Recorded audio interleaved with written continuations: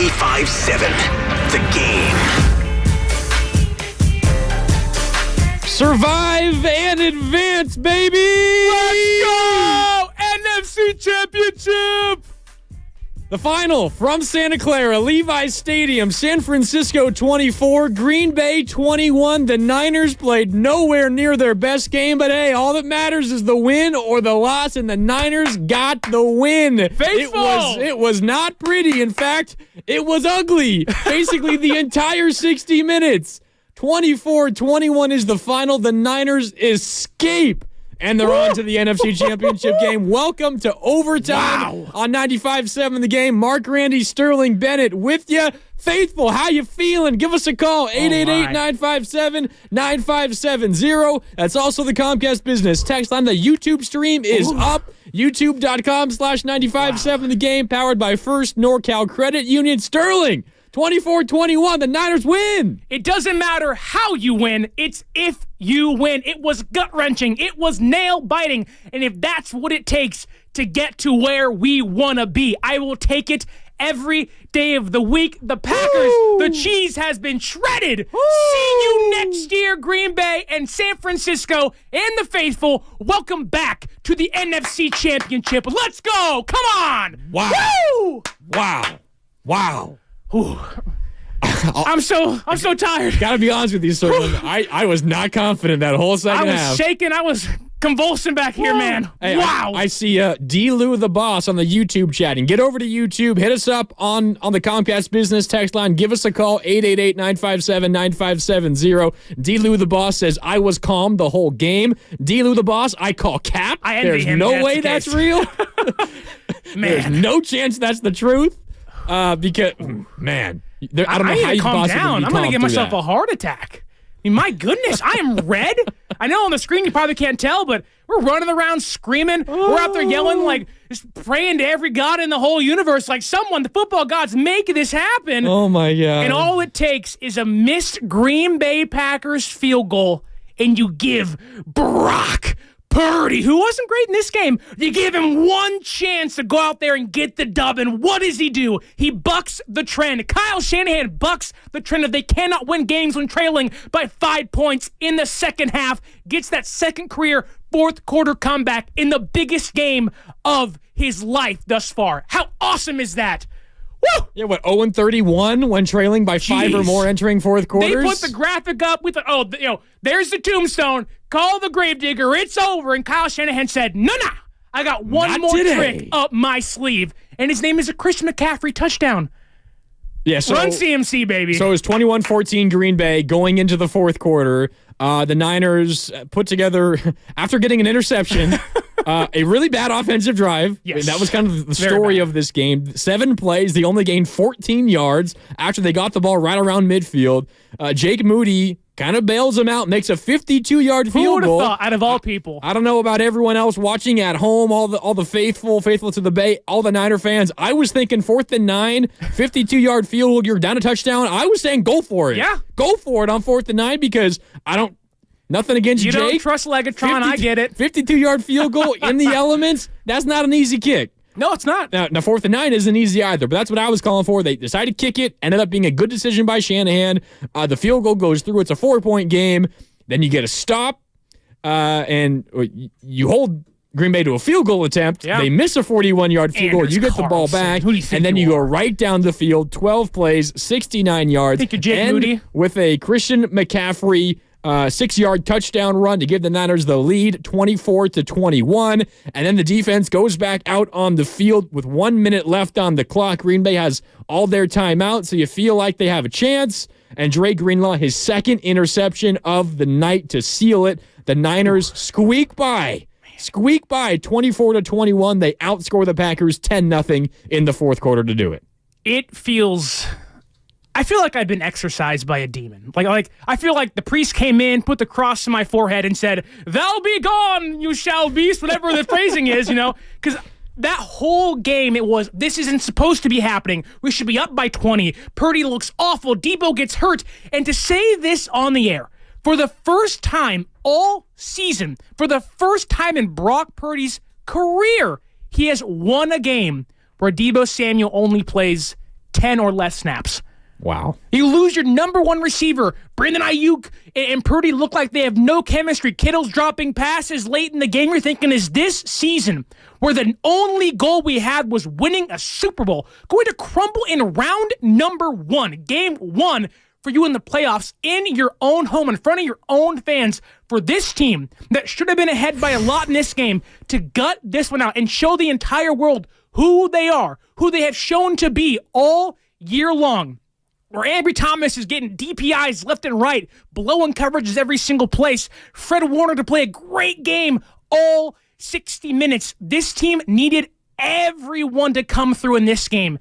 And all it took was for Kyle Shanahan to say, I'm going to feed CMC. And that one touchdown felt like we had reached nirvana. We had reached the place of just, we are in heaven. When CMC crossed that goal line, we knew we have finally reached the end of this game and it's going to go our way. It's important, I think, in the playoffs, and we're going to talk a lot about it. We're here all night with the on 95.7 The Game, so give us a call, 888-957-9570. Faithful, this show is about you. It's for you. We want to hear from you guys, so give us a call. We're keeping an eye on the Comcast Business text line as well, and the YouTube chat, powered by First NorCal Credit Union. I see the 650 is busy on the text line, the 510, a number of others as well. And on the YouTube chat, of course, it's busy as always. Damon, Enrique, Ahmad, Queens of Noise, D-Lou the Boss. Even Jesus Christ is on the YouTube He's chat. here at the game today, too. He helped us win. Thank you, Jesus. We needed you. Shout out Jesus and everybody else. Ernie Chavez, of course. Estimated Eyes. There's a bunch of you guys there. Arnie Palmer. Too many to name. Shout out to everyone on the YouTube chat. But Sterling, the postseason is... Obviously, you'd love it to be easy. You'd love it to be pretty. You'd love to blow this team out. Like, I thought it was going to be 34-17. That was my prediction. Right, everyone did. Ultimately, was nowhere near right. Bottom line, though, Sterling, it ain't got to be pretty. Right. It ain't got to be smooth. It ain't got to be easy. It ain't got to be, without a worry. You can have nervous energy. You can be scared the whole time. Right?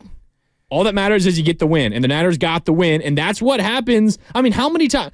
I know I'm getting way ahead of myself already just by saying this. How many times is there a Super Bowl winner where you look back maybe early in the postseason run and say, whoa, that was kind of a moment where they could have easily been out early in the postseason. Now you look at it and they're Super Bowl champions. Like these kinds of games, while they are scary and terrifying and ugly and you're on pins and needles the whole game, these are the kind of games that Super Bowl champions win. These kinds of games. The Niners... in the past, in the playoffs, have lost these kinds of games. And they've lost these games this season with this exact same team. We heard all year long when you lose to Cleveland because Jake Moody misses field goals, you aren't good against the Vikings, you lose to the Bengals. It's like, can this team come from behind? And on the biggest stage there has been so far, they come from behind not just with the full squad, without Deebo Samuel. He didn't play almost the entirety of the game. And look, you have to give credit to Green Bay. They have stormed back late, had a phenomenal end to their season, knocked off the Dallas Cowboys, which, sorry, Guru, it had to happen. Ooh. But even in this game, they had us the entire day on pins and needles next to the pacemakers. Like, is this thing going to go off? Because I can't take this anymore. And heart palpitations over here. Honestly, and we're sitting there. And we're just waiting, saying, all we need is a chance. As Nick Bosa is yelling and crying and just saying, like, we just need one more chance on our screens. Drake Greenlaw gets the pick to steal it. This game, we have no idea how this season is going to end, right? We know what the goal is. We have no idea how it's going to be when it ends. This is a game you look back to and say, that is what makes this run special. MVP Brock Purdy, sure. MVP CMC, sure. DPOY Fred Warner, that's all phenomenal. Games like this is what make postseason runs and championships special. Kyle Shanahan, this close to the same roster, under him have not really struggled in playoff time. Green Bay a handful of years ago with the Raheem Mostert game against the Vikings with Jimmy G and Kendrick Bourne's touchdown. Even last year, you come out and you beat Dallas. Like you just run right through them. You beat the Seahawks at home. If this is what it takes to eke out and squeak out and shred some cheese late in the game to get you to the next round, I will take a game like this, even if it means winning a Super Bowl. I will have a heart attack if it means in my Maybe multiple. 7th year of living, I get to see my team finally win a championship. Yeah. No. And this is sometimes what it takes. It is. It's not always going to be pretty. All that matters is you get to win, and the Niners got to win today. And we can dive into all the specifics. We can dive into what went wrong. A lot. A lot went wrong. Kyle Shanahan, what the hell are you doing? Like 3.5 quarters of this game? We'll talk about Kyle management. Shanahan. What was that? We could talk about Brock Purdy, a number of wayward throws. Ambry Thomas on the defensive end. Woo. A couple of horrendous penalties, and then he was playing scared the entire second half. We'll get into all of that. But this is a celebration more than anything here on Overtime on 95.7 The Game. And we want to hear from you guys, from the faithful, from the Niners fans. If you're filing out of Levi's right now, you got us going on your cell phones, give us a call. 888-957-9570. Up first is Will in Pleasanton. Will, what's up? You're on Overtime with Grandy and Sterling. How you doing, Will? I'm doing all right. I'm a little nervous, obviously. As Guru would say, you got to throw the rat on the table. Shanahan makes me very, very nervous. 2nd and 5 with 1:45 with 3 timeouts in your hand, and you end up kicking a field goal from the 38-yard line that gets blocked. I'm with you, Will. Do we not have one of the best offenses and one of the best defenses? Why not be aggressive? What would Tom Brady do? They would go for it. They would put the hammer down. And then we trot at the end of the third quarter. We trot our field goal team on with 13 seconds left. Oh, we don't have enough time to kick a field goal? Line Purdy up. Act like we're going for 4th down. Act like we're going to draw them off sides. Let's act like we belong there. Shanahan does not act like the Niners are good enough to be there. He tried to lose the game. Yeah, but Will, you mean that is the inflection point of this game? If the Niners lost this game, we'd be pointing, and we're still going to point to it because it was disgustingly bad. If the Niners lost this game, we'd point to how the first half ended and how the second half began. The Niners had 4 minutes. They had the ball with 4 minutes left on the clock to end the second quarter. And not only was Shanahan, it wasn't just that he was content kicking a field goal. Yeah. It seemed like he was content with just a 1-point lead and not even trying to score at all. Just, we had the lead. It's sacred. It's 1 point. Ooh. Just across midfield. He killed 40 seconds off the clock when he had all 3 timeouts.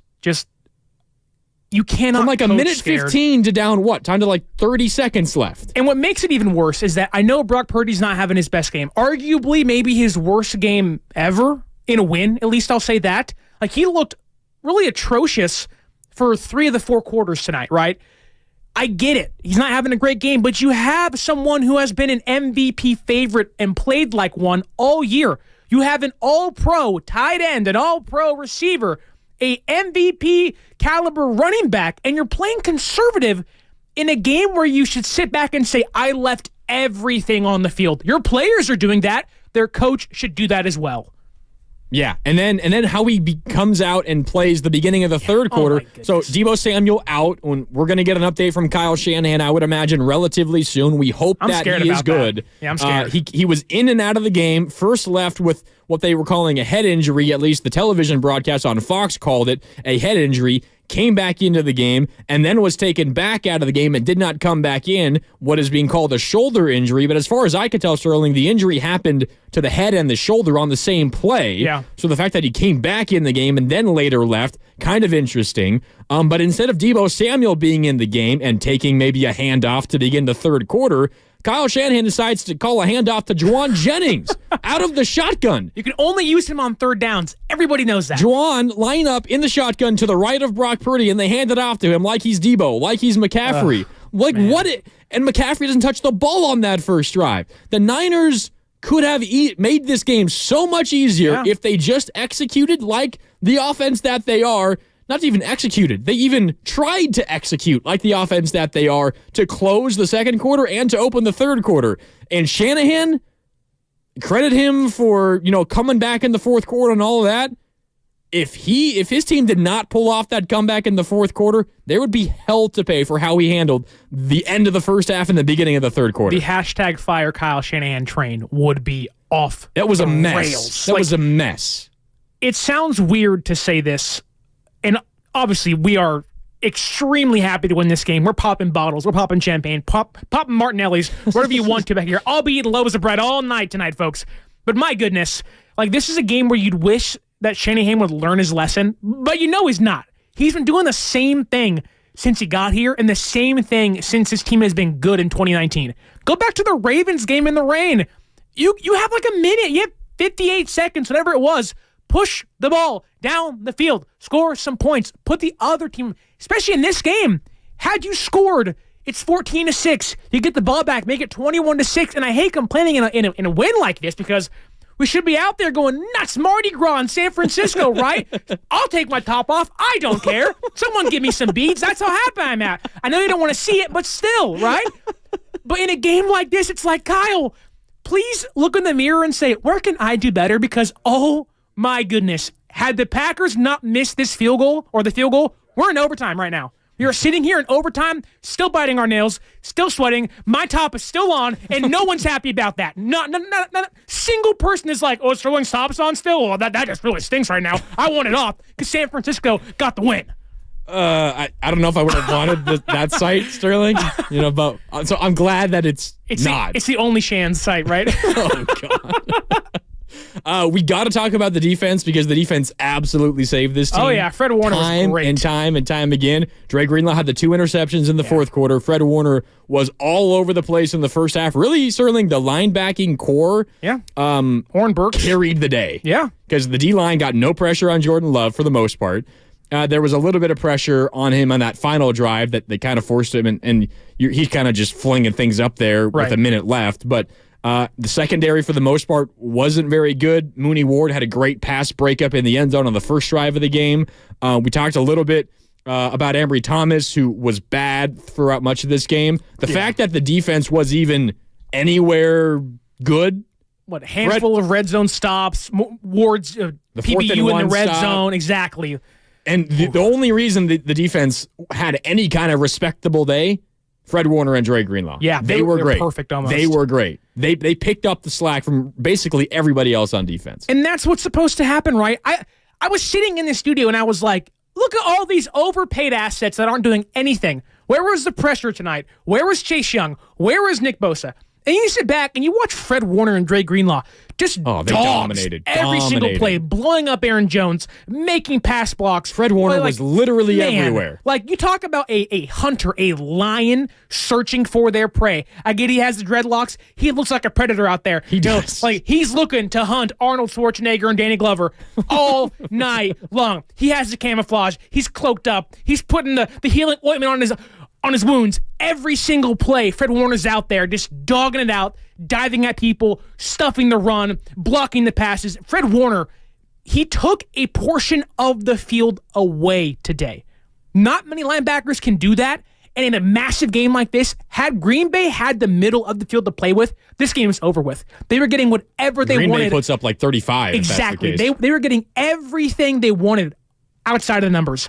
Had they had the middle, this is a loss. Fred Warner and Greenlaw saved this game for San Francisco. Giamador Lenore also had a good game. Yes, that one drive where he was, oh my goodness, he had like 4 tackles, blowing up plays, getting in fights with Green Bay's receivers. Lenore. It was chippy. Like, you could go tell, Ducks, right? Go Ducks. You could tell, I think specifically from the Green Bay's highlight, it's kind of like the playbook of an underdog, right? Like, get under your opponent's skin. Like, you're going to be the one pushing after the whistle, and then you're going to get the Niners to react, and they're going to get flagged. Well, they're flopping too. Trent Williams touches a guy, breeze on him. He was like, oh, God. I mean, that's kind of what you expect when you're a 10-point underdog. Like, you got to do some of that stuff. Yeah.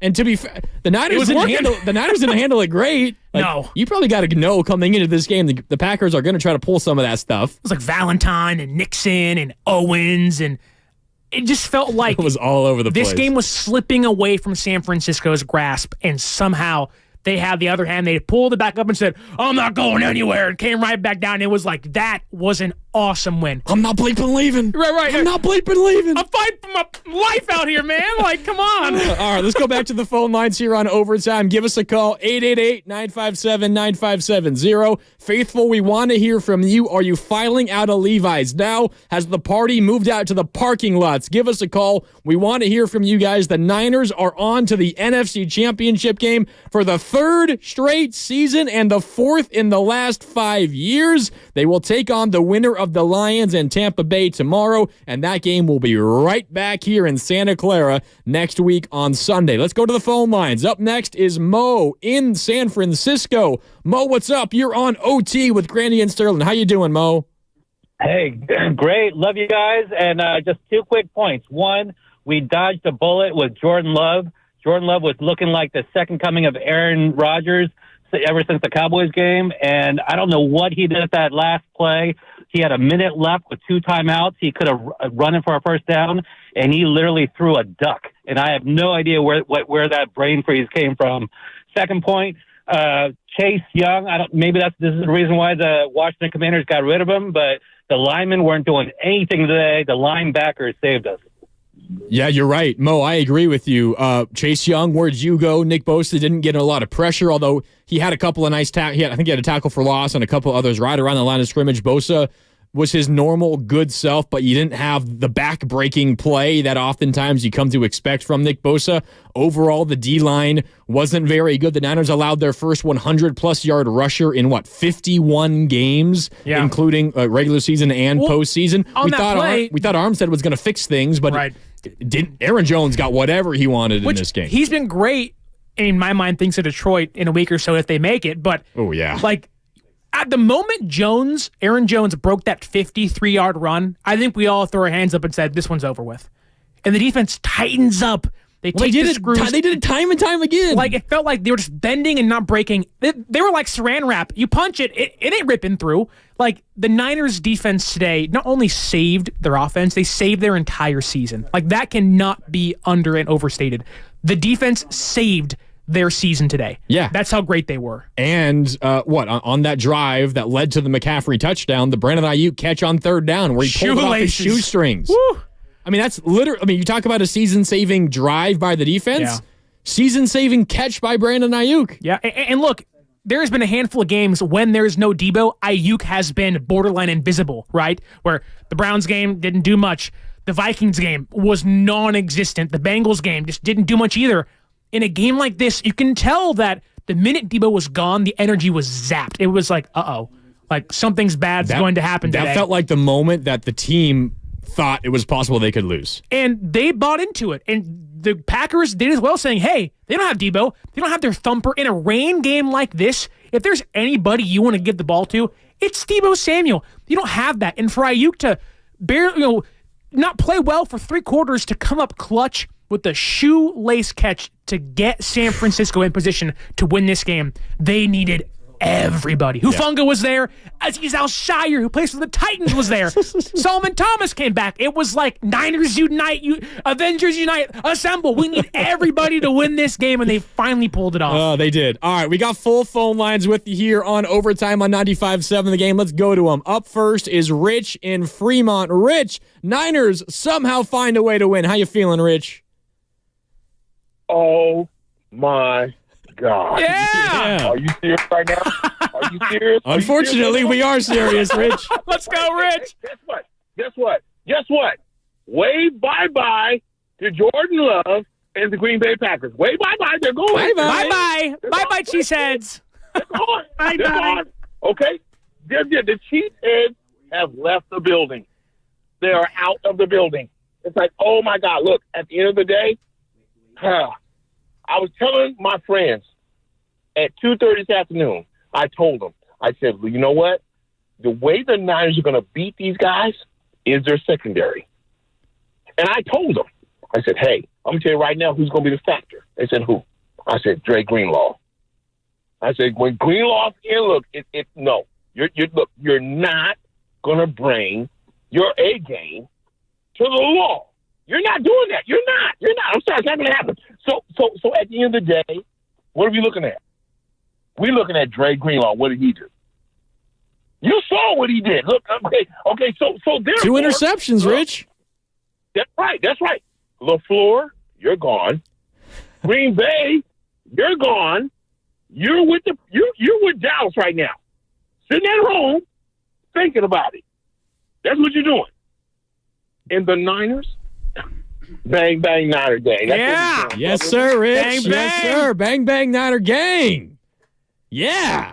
Man. They're sitting at home now with the Eagles, with the Cowboys, with the Rams. Is it weird when he said that you can't step up to the law? My mind thought of Sylvester Stallone and Judge Dredd saying, I am the law. I was like, that they need to put that on a shirt. Judge Dredd, but it's Dre Greenlaw. That would be awesome. That would be. I would buy that shirt in a heartbeat. I'd buy that in a second as well. All right, let's get to as many phone calls as we can here before we hit a break in about 10 minutes. Up next is Rob, all the way out in North Dakota. Rob, please tell me you're a Niner fan in the Midwest. How you doing, Rob? Big time Niner fan. Yes, sir. For the love of God, can we run the ball? Yes. CMC, I'm so sick of watching this pass-happy offense. My God. Yeah, I mean, look. It just gets to me. Like, God. I mean, there's a reason why CMC was the one to get the ball when you had to have it the most at the goal line. And look, there was a point in this game where all the analytics, all the stats are pointing to as why San Francisco's not going to win. Debo's not playing, right? CMC had 11 touches in this game at one point. In every win they've had this year, 18 plus. The minute Shanahan started feeding him again, who would have thought the offense opens up and you score a touchdown?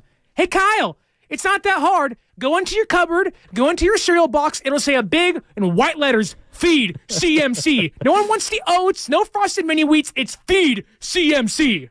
Well, and it was a little scary because early he was getting his quad massage, then he was using the Theragun on his hamstring. Those are great, though, I will say. Theraguns. I have a Theragun now. Woo-wee. I mean, I think it was his left leg, his quad and his hamstring on his left leg was bugging him. Maybe that had to do with, I don't know, Shanahan going away from the run game. Yeah, I don't know. But, I mean, I'm with you. I mean, you and I watching this game the whole time here in the studio. Chris O'Connell as well behind the glass. You might hear his voice in the background a little bit, getting some of our calls up and ready to go. Shout out to Chris O'Connell. We love him. We were all running around like screaming, Kyle, give the ball to McCaffrey. Yeah. He's the best running back in this damn league. Give him the ball. And it was kind of predictable. Not that what happened was expected, but if the Packers were to win this game, Sterling, what was going to happen was they were going to build a lead and the Niners were going to become one-dimensional. That's the way to beat this team. And it's what was happening. And I just wanted to get in Shanahan's ear and say, Kyle, you're down 7. You don't need to only pass the ball. Well, this is a one-score game. Stay balanced. And you would think without Deebo Samuel, it would be, hey, who should touch the ball the most next? McCaffrey. Where's McCaffrey? Even if Deebo's playing, McCaffrey should probably still touch the ball 20-plus times a game. I don't know what the change of direction was, whether it was how the game was going. I will say this. Thank God, thank the good Lord himself, that the Green Bay Packers gave them 6 minutes to work with and allowed Shanahan to have the full playbook, give CMC the ball. Had this game been a 2-minute offense, this game's over. Purdy, I love him to death. He's my quarterback. Although maybe I said things he wasn't during the actual game, was like, what's going on with Brock? You said some crazy things. I was like, wait a minute, he'd be a Trey Lance in here. But, thankfully, no matter how bad the other, 56 minutes were, 54 minutes were, those last 6 minutes lined up perfectly for San Francisco. They did. The offense was open, CMC's getting the ball. That's how you win games. CMC. CMC. It's pretty simple. Sometimes it's pretty simple, and the case for the Niners was just give the ball to McCaffrey and get out the way, and that's what led to the Niners win, along with a couple of key turnovers forced by Dre Greenlaw and the defense. All right, full phone lines still. We love hearing from y'all, Niner faithful. Keep the calls coming. 888-957-9570. Up next is Eric in Oakland. Eric, what's up? You're on Overtime with Grandy and Sterling. How you doing, Eric? Man, my resting heart rate was at 116 during that last drive. I don't have a voice anymore. I feel like I got exercise sitting down. I've never had that done. Well, I can't say never, but I got to tell you something. Purdy today probably had his worst game ever. I don't know. Forget the other games where he had picks. Forget the Baltimore game. He was way off today. It was either low or high. I'm not sure if it's the weather. I'm not sure if it's rust. I'm not sure what it is exactly. I'm just happy that he put the team on his shoulder when it counted the most. The 49ers, I believe, were 0-35 when trailing by 5 or more points in the fourth quarter. Guess what? We're 1-35. We're moving on next week. I hope Debo's okay. I hope he didn't refracture his shoulder. And if he did, let's find a way. We don't have to scheme for him next week because he's not going to be there. Let's let him heal for 3 weeks in the Super Bowl. kind of like he did earlier this year. Bang, bang, Niner gang. Let's fuck it. Oop, do it. Sorry. That's close enough, right? Right, Eric. Yikes. I like the energy, though, Eric. Debo Samuel update. There is no update per Kyle Shanahan. So does that mean he needs an MRI? It sounds like that. So does that mean the X-ray is negative, though? Because if it was a broken bone, you'd see that immediately on the X-ray. It says there's no update. That's what Kyle Shanahan said. No update.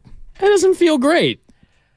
It makes Sunday and Monday a lot more, like the anxiety is building already. And we won this game. Shanahan will have a conference call tomorrow, I would imagine, like he does the day after games. Probably, maybe Monday. It might be Monday. Maybe they just take tomorrow off entirely. Yeah. We'll keep an eye on that for sure because Debo Samuel's health moving forward is huge. I mean, the second that Debo Samuel left this game, Sterling, it changed. And maybe part of it is Shanahan not giving the ball to McCaffrey, as Verity talked about, but you could tell there was a swagger change, a confidence change right when Debo left, and it is patently clear and obvious that this team is different and better with McCaffrey on the field. All right, back to the phone lines here. We got to hit a break in about 7 minutes. Let's run through a bunch of these calls. JR in Pacifica is up next. JR, what's up? You're on overtime on 95.7 The Game. How you doing, JR? Hey. Good stuff, but you guys, we all got to chill a bit. Like, Brock was almost exposed tonight. A lot of us criticized Amy Trask for ranking him below the other quarterbacks, but on tonight's evidence, the last, series that he wasn't in, she was right. He almost cost us this game, and Kyle gets credit because Kyle schemed around him, and Brock rallied just in time to barely capture the win, but his teammates bailed him out. If he does not play better than this going forward, people will say this was the game where he was exposed. This Dyer, guys, he better play like regular season Brock going forward, or we're going to say he's like the Dak Prescott of the 49ers. So let's see better. Let's understand what happened, because this was not a good result. We should not have been this close with this team. JR, I appreciate the call, and I think JR has a point. Like, if this was a loss, the conversation is entirely different. Not only are you questioning Kyle Shanahan and his play calling and decision making, but you're questioning Brock Purdy's ability to win in tight moments in the playoffs. You almost go for a circle again. Like, should we be looking for somebody else? Like, you hate saying that. Like, I don't want to be the one to say that, but is it that big? You think? You lose in the first round to the Packers, who you beat twice in the last 3 years. Yeah, it's that big. You have to win this game. I don't care who it is. You have to win this game. Whether it's Purdy, Lance, Jimmy G, Sam Darnold, Nick Mullins. When you're 12-5 and you go into the first round of the playoffs and you almost lose, and had they lost this game, had he thrown those 2 picks, the Purdy conversation is totally Had he lost this game, it would be the first playoff game he lost where he played the whole game. Yeah, so he still lost the first round. That can't happen. When you go 12-5, you don't play week 18. I get it. Rest versus rust. I get it. I get that he was bad and it was ugly and he probably should have thrown 2 interceptions that the Packers dropped. I get all of that. I'm not saying he was good today. Now he, figured it out and drove him down the field at the end. Not that he was making incredible throw after incredible throw, but he led them down the field.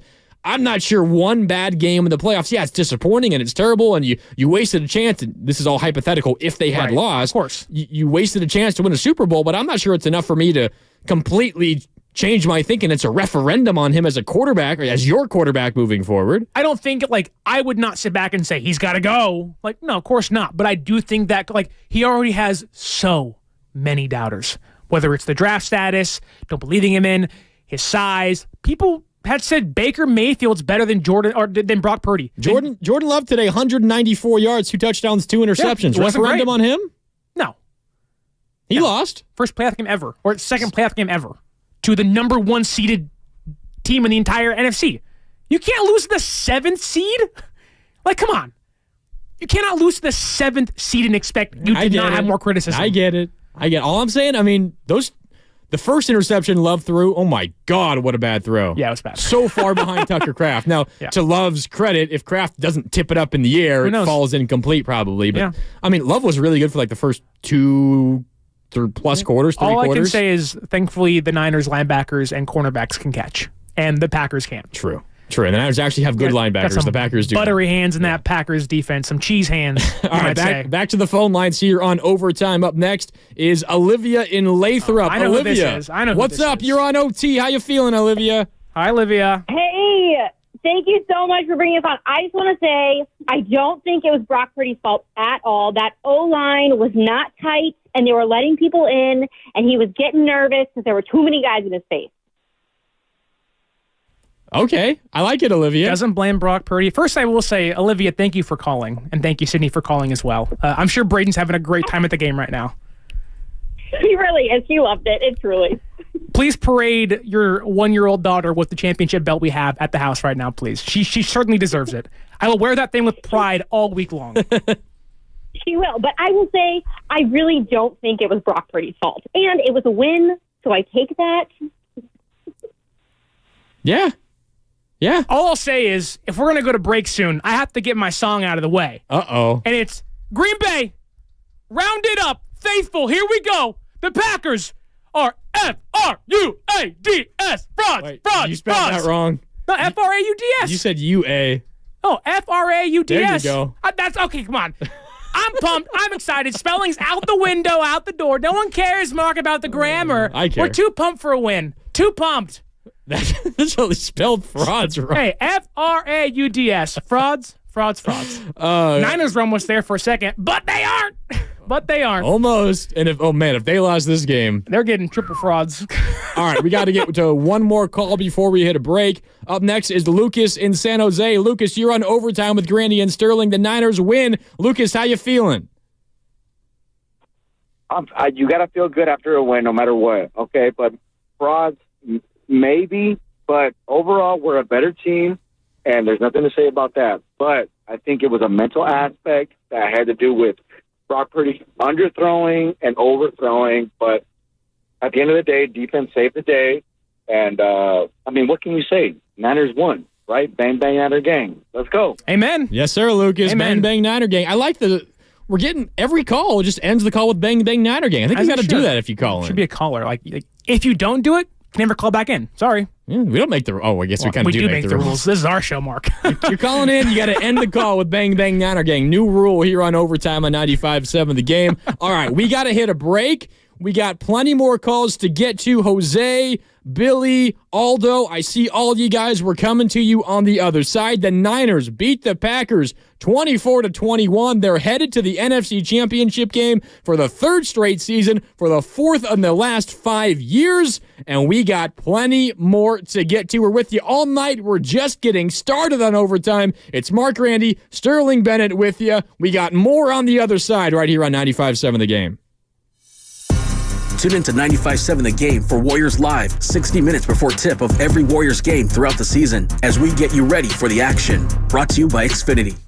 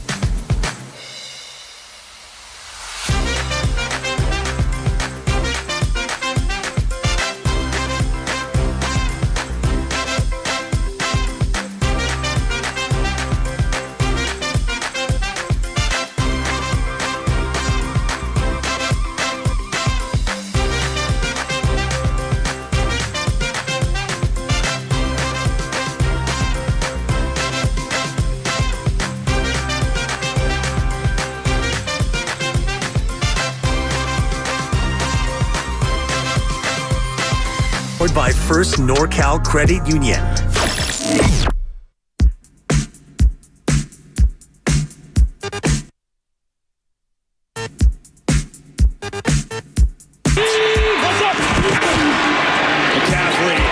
McCaffrey scores! 49ers in front!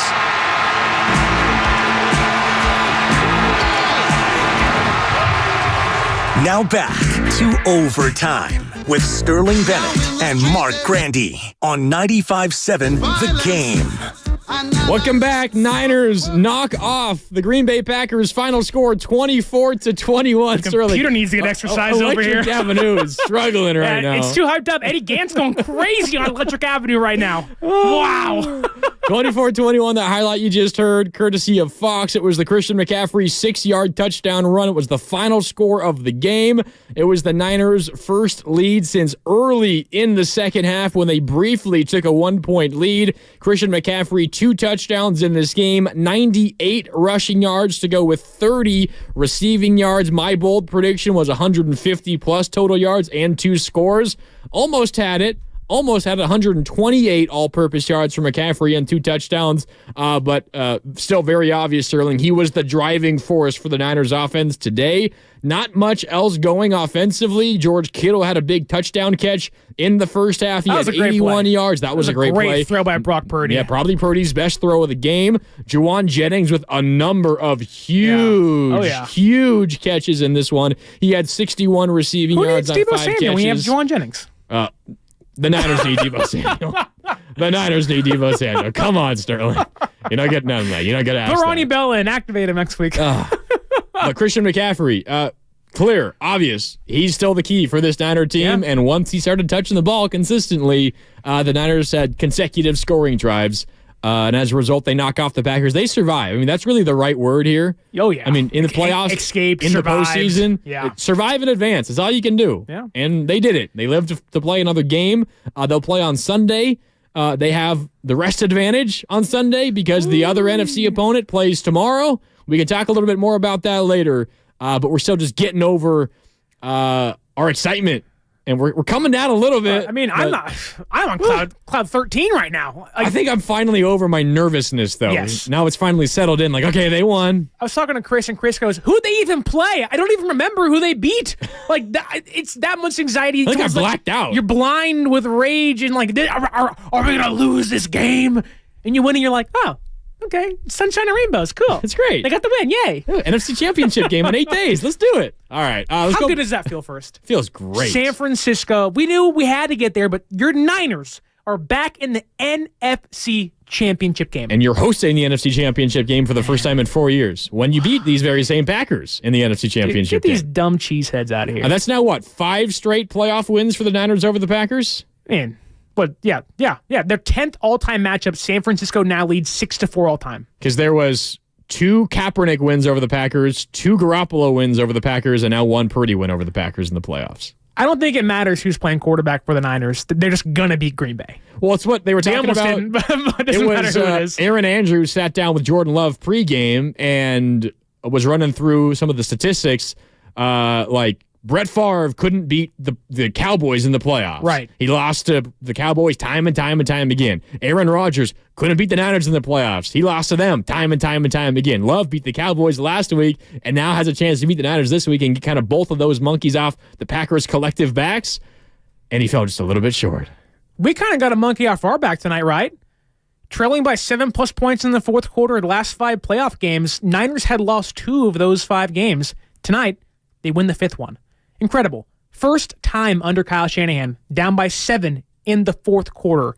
Well, they now 1-31, whatever it is, 1-30. The stat I saw was trailing by 5 or more going into the fourth. 0-30. It was 0-30. Now 1-30. It's a very similar stat with trailing by 7 or more as 5 and more. But and you know what's annoying is you watch the Ravens just boat race the Texans today. And you're like, oh, I can't wait to do that this afternoon. That was the tie game at halftime. Yeah, but then you're like, oh, they'll blow them out eventually. And you're like, oh. That was the final score, 34-10. Yeah, they outscored them 24-0 in the second half. That'll be us this afternoon tonight. We'll be celebrating a blowout win. And you're like, I was holding on to my lunch. I was going to throw up every single minute. Oh, my goodness. Like, man. Like that breakfast oatmeal was not a good choice. Yikes. Coming right back up. All right, let's go back out to the phone lines here on Overtime. The show is for you guys, for the faithful. Give us a call, 888-957-9570. Are you finally getting in your car outside of Levi's Stadium? We want to hear from you guys. I know you guys have a long drive home, a lot of traffic, maybe sitting in the rain down there, so we'll keep you company, and we want to hear from you guys. 888-957-9570. That's the number to call. It's also the Comcast Business text line. Keeping an eye on that. I see the 510, the 925, the 650. We'll keep an eye on that. And then, of course, the YouTube chat powered by First NorCal Credit Union. Up next is Jose in Virginia. Jose, what's up? You're on Overtime with Grandy and Sterling on 95.7 The Game. Jose, how you doing? Hey, I just want to preface the call by saying that, a win's a win. I called in a couple times. I love Purdy, but I think I disagree with both of you and the listeners because I didn't want to play Purdy at first, but he threw 2 dots to the defenders that should have been intercepted, and they weren't. And I praise Jordan Love for throwing the interception of the game. They saved the game. But, for you guys saying that handing the ball, everybody's to blame for this game. It was horrible. I feel like I was having a heart attack the whole game until probably the last 6 seconds. You guys were saying hand Kisher McCaffrey the ball. I don't agree with that. When it comes to 6 minutes left, you got to throw the ball. They weren't going nowhere. He had a couple good plays. I get that, but you don't want to run the clock from behind, and that's when Kyle Shanahan comes in behind. And his play calling was just atrocious. Purdy, I didn't want to blame him, but those picks should have been picked. And everybody was just bad besides the linebackers. I the third quarter, I gave up on this game. I thought we were going to lose. Hey, Jose, I want to ask you a question. I want to ask you a question, Jose. If you think Purdy was bad and he didn't want to hand the ball to McCaffrey, what did you want the Niners to do on offense? Pass the ball. That's what you do when you're down, and that's what everybody is talking about. All these sports pundits is pass the ball, and he threw a couple bad plays. I'm not saying that he's this is my thing about this game, and I knew from the beginning when it started raining. This is when Purdy's physical attributes come into play. The Browns game was raining; it was bad. This game was raining, and he started wearing a glove. I remember texting my brother. I'm like, dude, this is going to be bad. He cannot throw. And I know his IQ is high. I accept his ability to throw the ball, but he has small hands and he's a small player. And when the weather comes into factor, I think it's just bad. Yep. I appreciate the call, Jose. I'm not sure I agree. 6 minutes. Well, don't forget, they should have won that Browns game because Jake Moody missed a field goal. Although Brock Purdy got him in position to win that game. Yeah, and I agree with you, Jose. Purdy was bad. You could make a case. I'm trying to go through my mental Rolodex right now, and I know he's had games where he's turned the ball over a lot more, like the Ravens game. He turned the ball over 4 times. Obviously, he didn't turn the ball over once today. He probably should have, maybe twice, at least once for sure, but probably twice. You could probably make a case for 3 times. One of, if not his worst game, considering the circumstance, probably his worst game. You're down by 4 with 6 minutes left. You have no reason to go away from the run. No, you should run the ball. And Purdy is practically begging you to run the ball at that point. Exactly. And I don't want to come down Jose's lane here, but if you don't want to pass it because Purdy's playing poorly, and you don't want to run it, although Christian McCaffrey is getting 4 or 5 yards a pop, whatever it was tonight, it was effective almost all night long. I don't know what you want him to do. Do you want to punt? Do you want him to just take 75-yard field goals? Jake Moody? Keep taking chances with Purdy through the air when you don't necessarily have to. This is where the Niners get into trouble. And if they're not careful, it will get them into trouble again this playoffs when they take on the Lions or the Bucks or whoever, or they go to the Super Bowl and they take on the Ravens or the Chiefs, whoever it is. The Niners get into trouble when the defense no longer has to fear both the pass and the run because Shanahan is a genius. He is like Miles. He laps the field when it comes to disguising runs as passes and disguising passes and runs. When you can make the Niners on offense one-dimensional, whether it is they're going to run the ball or they're going to pass the ball, like in this situation when you get down in the fourth quarter, when the defense knows a pass is coming, guess what? They can ignore all the eye candy and all the trickeration that Shanahan is using with his motions and with his unique creative play calls. Like, that is all neutralized when the defense feels like more than likely a pass is coming. So, and that is not a situation where you should be one-dimensional. So for calling them to be one-dimensional, I could not disagree more. That was a situation to run it until the run wasn't working, and then when the run wasn't working, mix in the pass, and that's what happened on that game-winning touchdown drive. And even then, it's like, okay, it's like Purdy's not playing well, so you want to give up on him after he's gotten this far. And yes, the last 2 of 3 times we've seen him play, the Ravens game, the Commanders game, and this game, 2 of the 3, he's not played well. Like, there have been a lot of mistakes outside of the Commanders game being a really good win for this team to clinch the division eventually, right? Or clinch the number 1 seed, excuse me. But it's not like you can do what you did in 2019 and say, I'm going to stop passing the football. We know where that led you. When you needed your quarterback the most in the Super Bowl, you got away from him and then said, hey, go lead me to a victory. He's like, you have no confidence in me. I can't do this anymore. Like, you thrown like 20 passes all playoffs. Exactly. And like, now with Purdy, like, although Purdy wasn't the driving force in the victory per se, it probably was a Christian McCaffrey, a run for a touchdown, right? They needed Brock Purdy when it mattered most to have this perfect drive. He made some big throws down the stretch. By all intents and purposes, Brock Purdy was as clutch can be on the game-winning drive in this game. And at this moment, you can point to Mahomes, point to Allen. I'd rather have Brock Purdy over Jordan Love right now. I'd rather have Brock Purdy over Baker Mayfield and Jared Goff right now still. Like, there cannot be this, I don't have faith in Purdy anymore, especially from Kyle Shanahan. He has dug himself into that hole before and should never find himself there again. And for Shanahan tonight, what did he do? He relied on the people that got him there. Brock Purdy and Christian McCaffrey, and then got saved by Brandon Ayuk making an amazing catch and Juwan Jennings making an amazing catch, and the whole team came together. All the Pisces and all the stars aligned for San Francisco to win this game because of players like Brock Purdy and Christian McCaffrey. Yep, I agree. All right, we're going to hear from Kyle Shanahan. He has already talked postgame to the media. That's coming up in just a little bit, but we still got full phone lines, and we want to hear from you guys. So give us a call, 888-957-9570. It's also the Comcast Business text line on the YouTube chat, as always, is popping off. Shout out to all our YouTubers here on 95.7 The Game, powered by First NorCal Credit Union. Up next, though, on the phone lines is Billy in Hayward. Billy, thanks for holding. What's up? You're on overtime here on 95.7 The Game. How you doing? Hi, I'm doing good. Thank you for taking my call. I just really wanted to talk about Brock Purdy and the defense. Mainly, this whole game was a thriller, I want to say. Green Bay brought it to us. But when it mattered the most, Brock and the defense stepped up. Even though the defense let a bunch of like long plays go earlier in the game, we stepped up when it mattered the most, and that's all that mattered. I think that's the underlying thing that we should take away from this game is we stepped up when it mattered the most, and this is probably by far the worst game that we played as a unit, but I don't see us playing that bad the next round. Yeah, Billy, I think that's a really good point.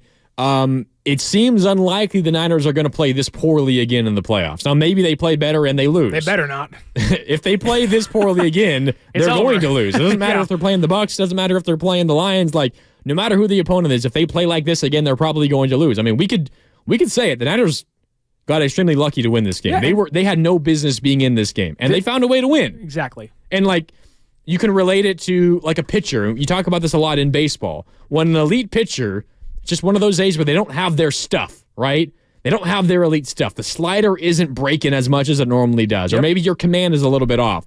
The elite pitchers, the Cy Young winners, the guys that you hand the ball to in Game 7 of the World Series, they still win you games when they don't have their best stuff. And while today was bad for the Niners, I can point to like 10 guys who had one of their worst games of the season. The whole offensive line. Yeah, that's what I was going to say. The whole offensive line. Ambry Thomas, who had great stretches this year, was just a sieve defensively. I can point to a number of guys.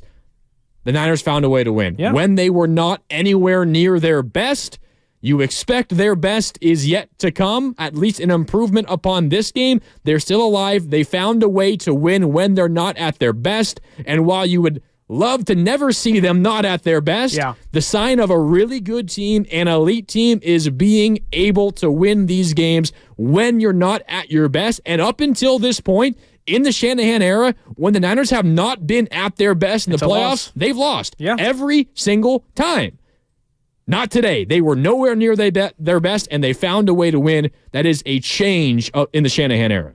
A win like this is what you expect teams like Baltimore to do. It's what the Tom Brady Patriots would do all the time. It's what the Mahomes Chiefs do to this day. Where you're like, we had them in the bag. We were up by 10, and somehow they win by 3. Somehow they win by 10.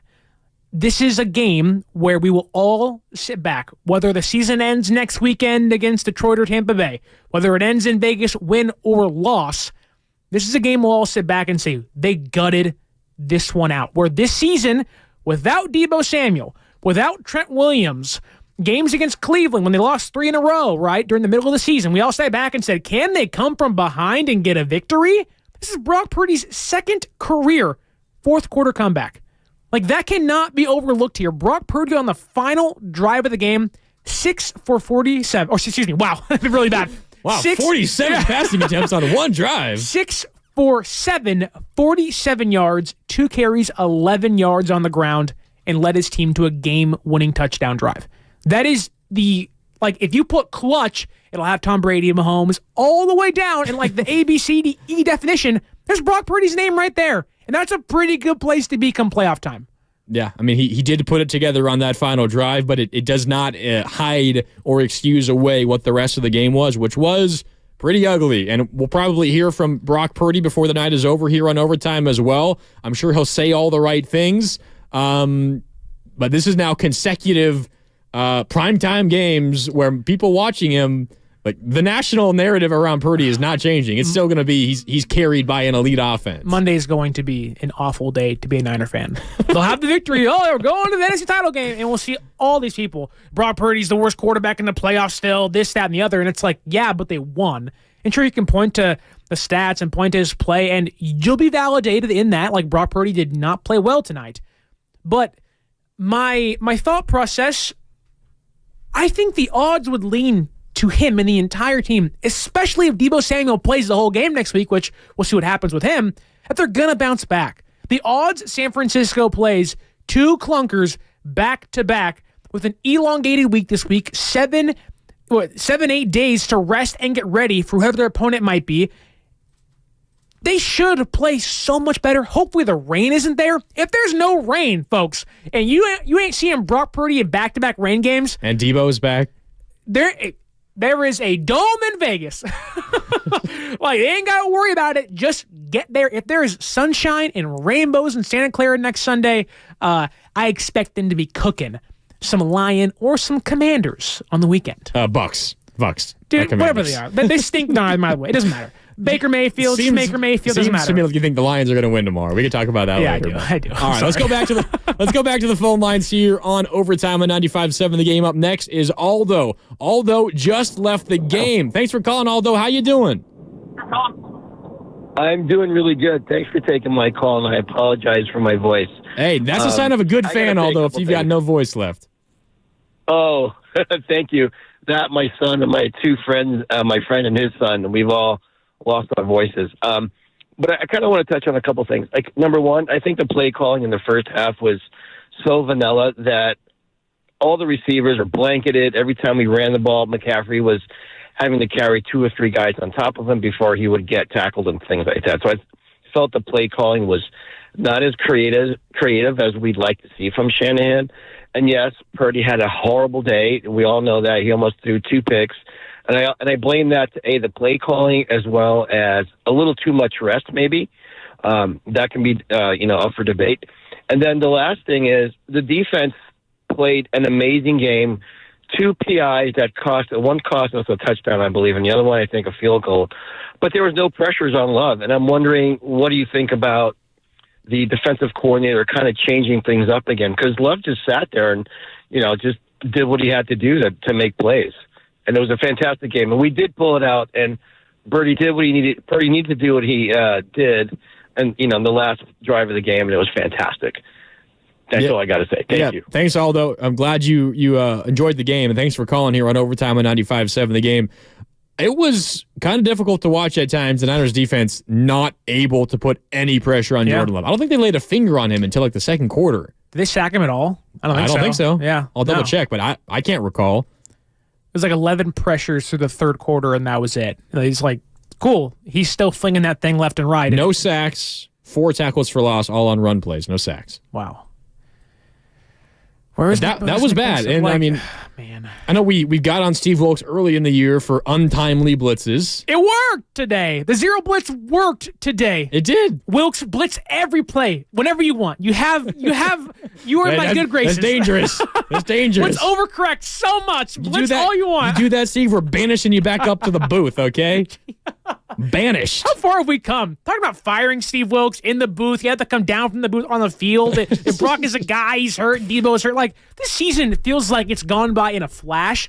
In the same way, it feels like it's still August and we're in OTAs and training camp. I mean, this game, it felt like the Niners hadn't played a game in like 3 months. Yes. Before today.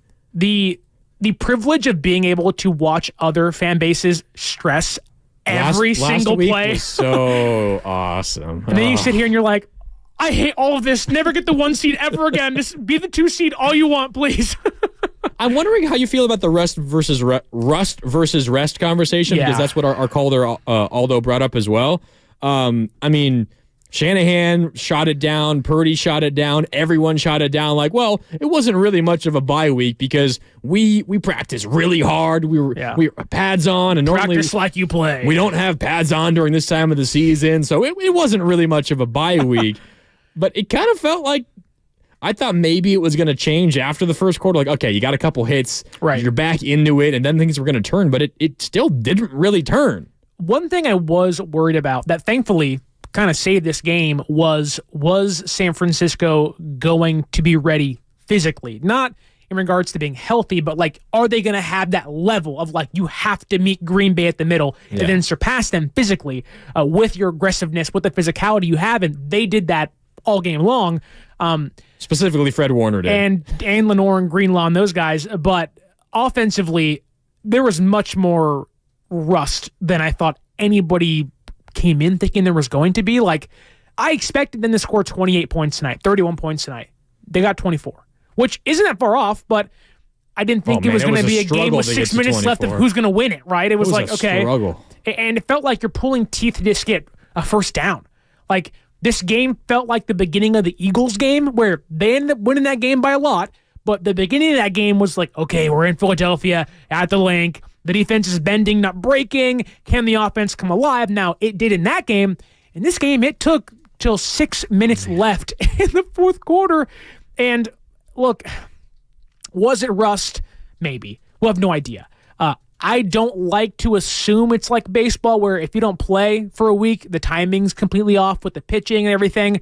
But it did feel like you see Brock Purdy yelling at McLeod. Like, what are you doing? That one was on Brock. And you're like, Brock, that's a bad ball. Like, that's on you. And we have no idea what that play call was, where it was supposed to be, where's McLeod supposed to go.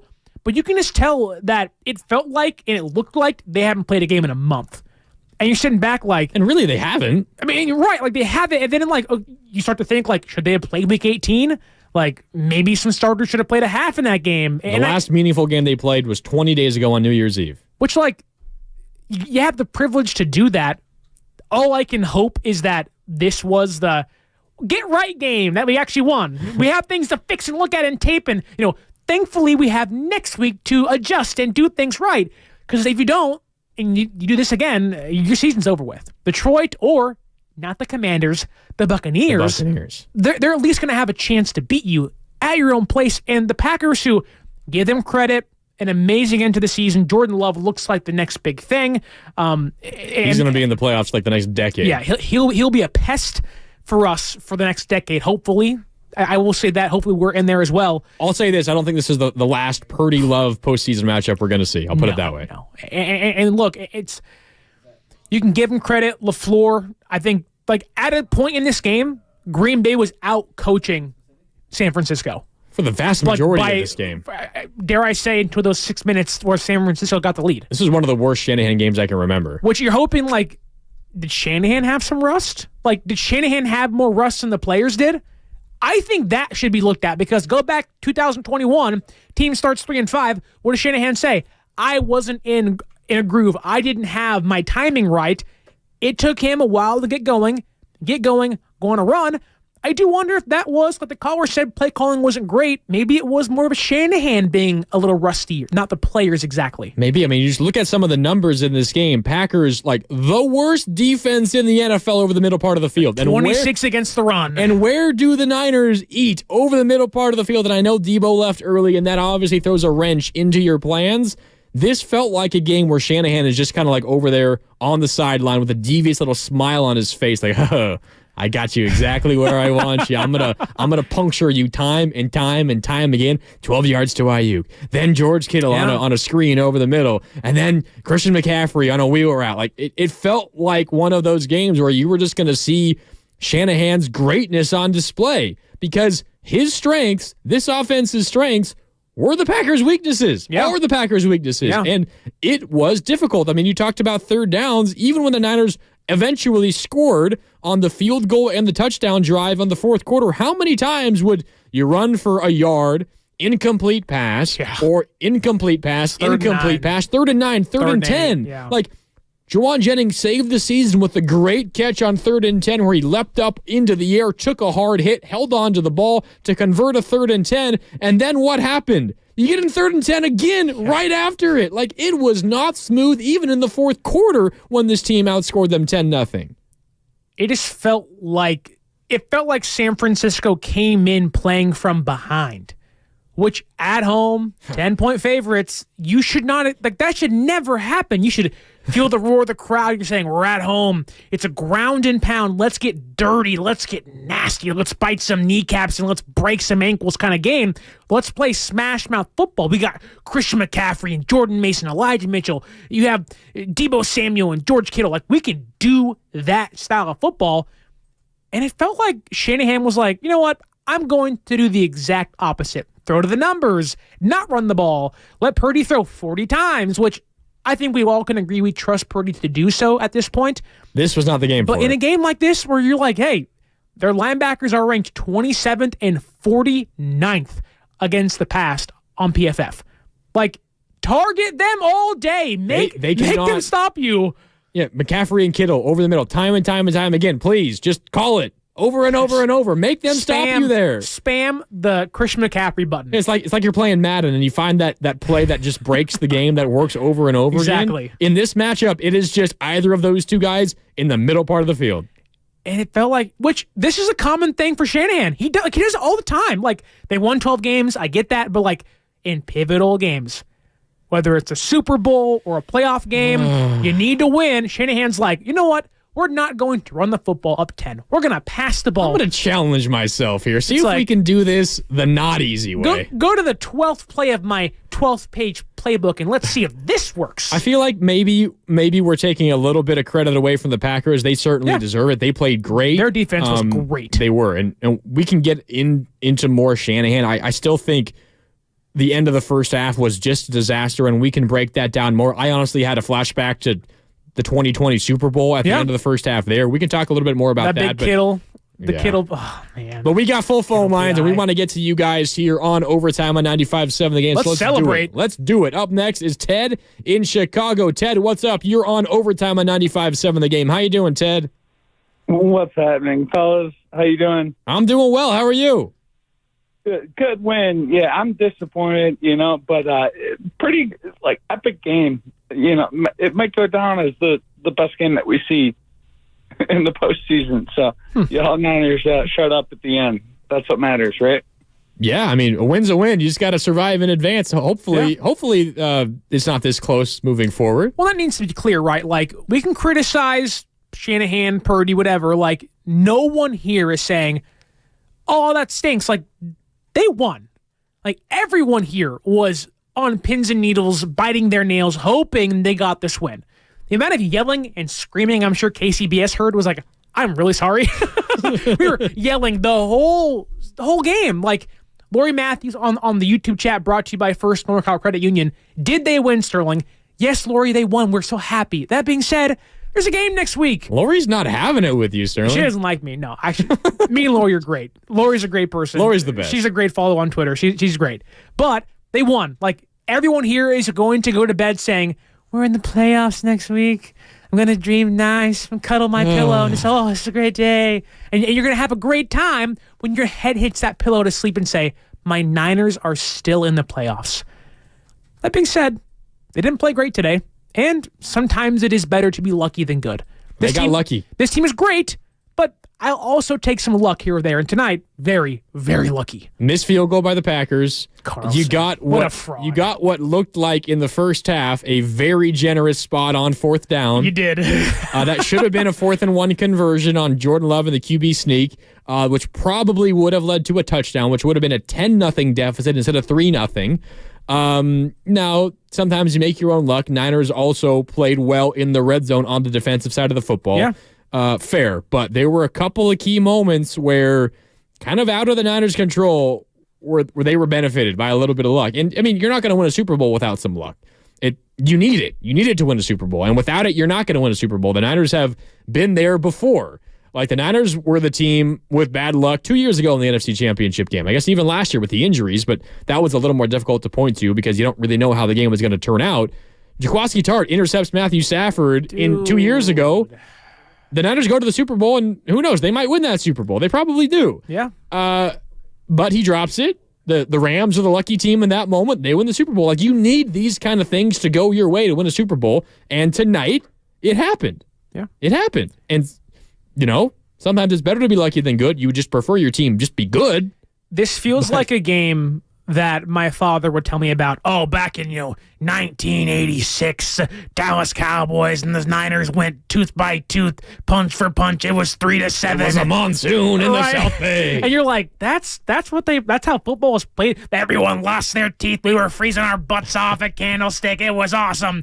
And you're like, that sounds awful. And you're like, but we got the win, and that's what makes men. That's what turns boys into men. My socks were soaked all game long. You're like, that great, Dad. Like, cool. I lost a toe. It froze off. Right. Like, I got frostbite in the stands, but the Niners got the win. That's all that matters. And you're like, today felt like, at least for the first time in my lifetime, like the Niners in the early 2000s or at least mid 2000s weren't great, right? Tim Rattay and Cody Pickett. We don't know the quarterbacks that were here. The coaching staff was awful, right?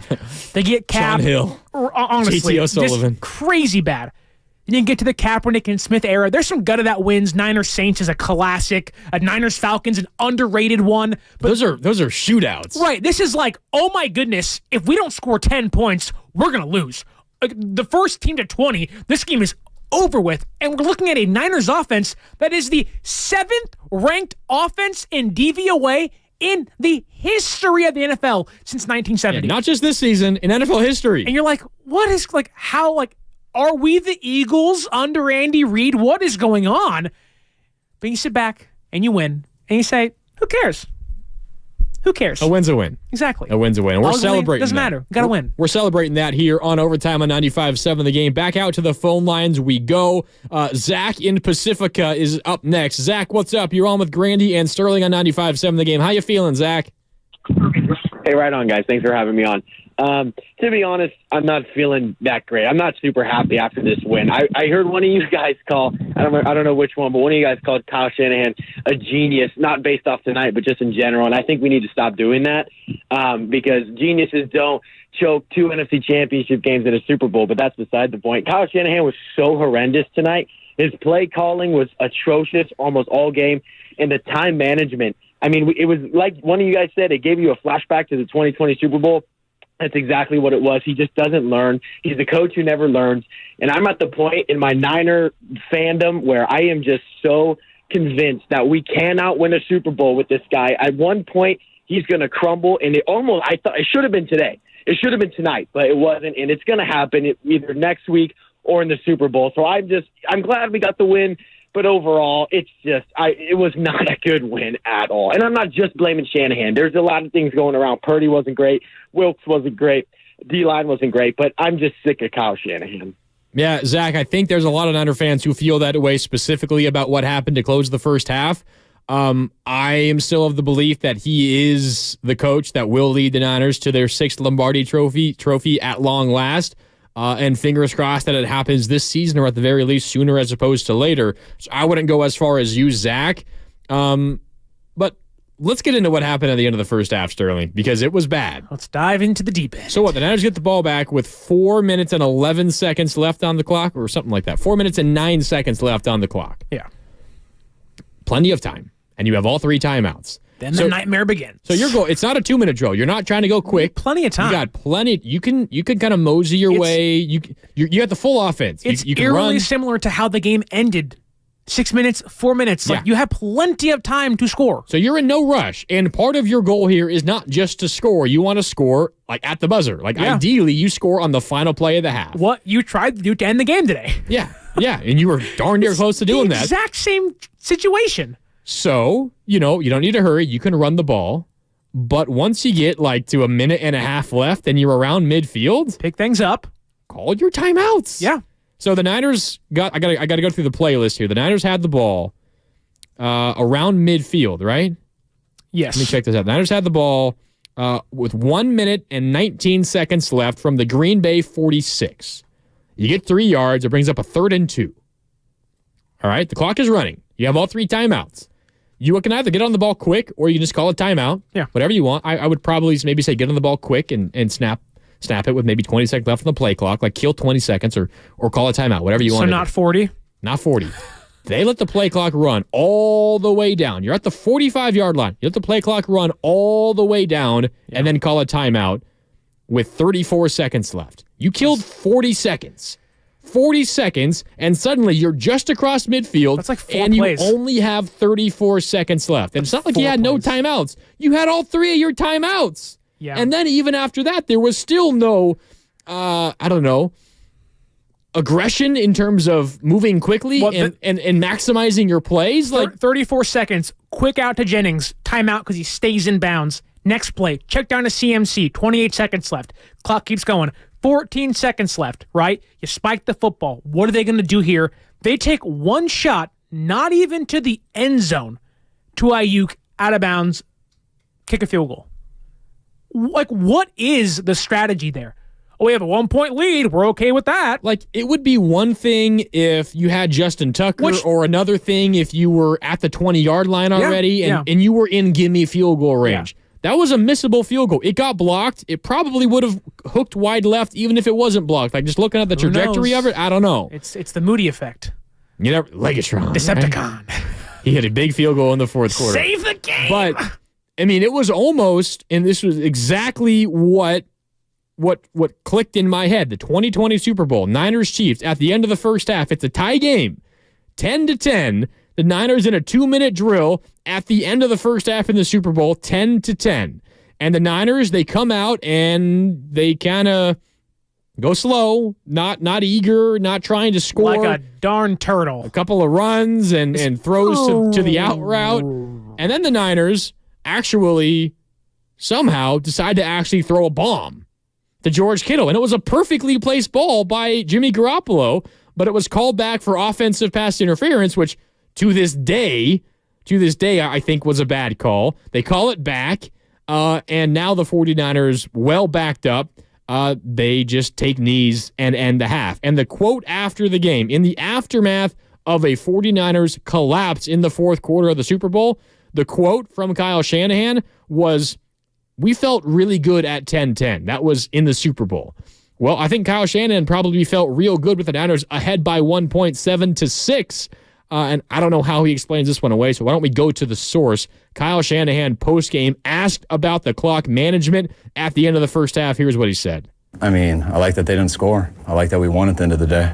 You know, we did try to score. We had a chance there right after on second down. Thought we had a chance for BA over the middle. Would have been a big play that got us inside the 10 with 2 shots to take it to the end zone. We didn't have the time to get it over the mic, and we ended up checking it down, and then we didn't get it. But that's how it works out. I thought we make sure they don't get another chance, but it's not like we were just playing for a field goal. We called for a big play. They played pretty deep. No, it has nothing to do with the play calling. It has to do with not calling a timeout and wasting 40 seconds off the clock. That's the frustration, right? He doesn't get it. It's not that which I hate saying that because I'm no NFL head coach, but like I think everyone was saying, whether you're a Packers fan, why aren't they calling timeouts? Packers fans were thrilled. Like in my notes, I have, what is Shanahan doing? Call a timeout. We have an MVP caliber quarterback, or at least a favorite, an MVP caliber running back, 2 All-Pros, receivers Ayuk and Kittle, and you got Juszczyk. And like this, if this is a game you want to get aggressive, it is this one.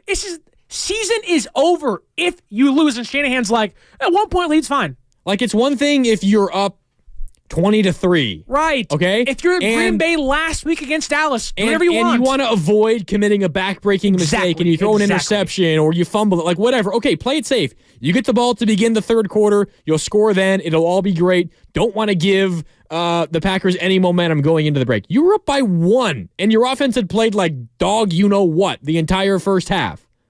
You need to try something. You spend this entire week in your entire career. I love the double dip between the second quarter and the third quarter. It's my favorite thing in history. And then you do that? No, Shanahan says, it's not like I was just playing for the field goal. No. You weren't playing for a touchdown. You weren't just not playing for the field goal. You were playing for no one to score. That's what you were trying to do, and guess what? You succeeded. It was just to hold on to the lead. It was just to not let Green Bay get another possession. And that was all it was. And it's infuriating because, as you said, you have all pros all over the place. You know what it says to me?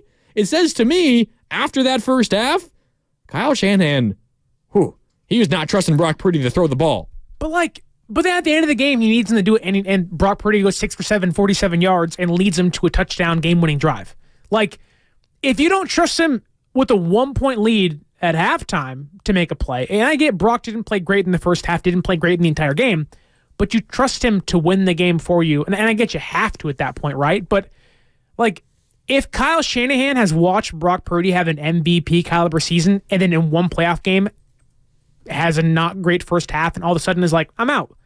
Like, that is the dumbest thing I have ever heard.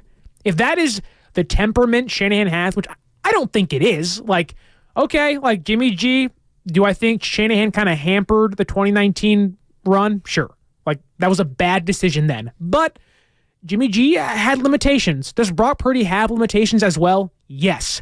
The difference is Brock Purdy is setting Niner passing records, passing Jeff Garcia, 4,000 yards this year, touchdowns in a season. Like, he was going to be the MVP if he doesn't throw 4 interceptions on Christmas. Come on. Like, if the temperament is, Purdy has one bad half in a playoff game, I got to tighten the screws up, put him in a straitjacket, and say, someone else do the work for him. Like, I don't think that's the mindset, but if the mindset is, let's just hold on to a 1-point lead and hope it sticks, that is the dumbest mindset. That would be like Coach Kerr playing conservative with Durant and Curry and Draymond and Clay. Like, no, you play for the kill. That way in the fourth quarter, those guys don't play.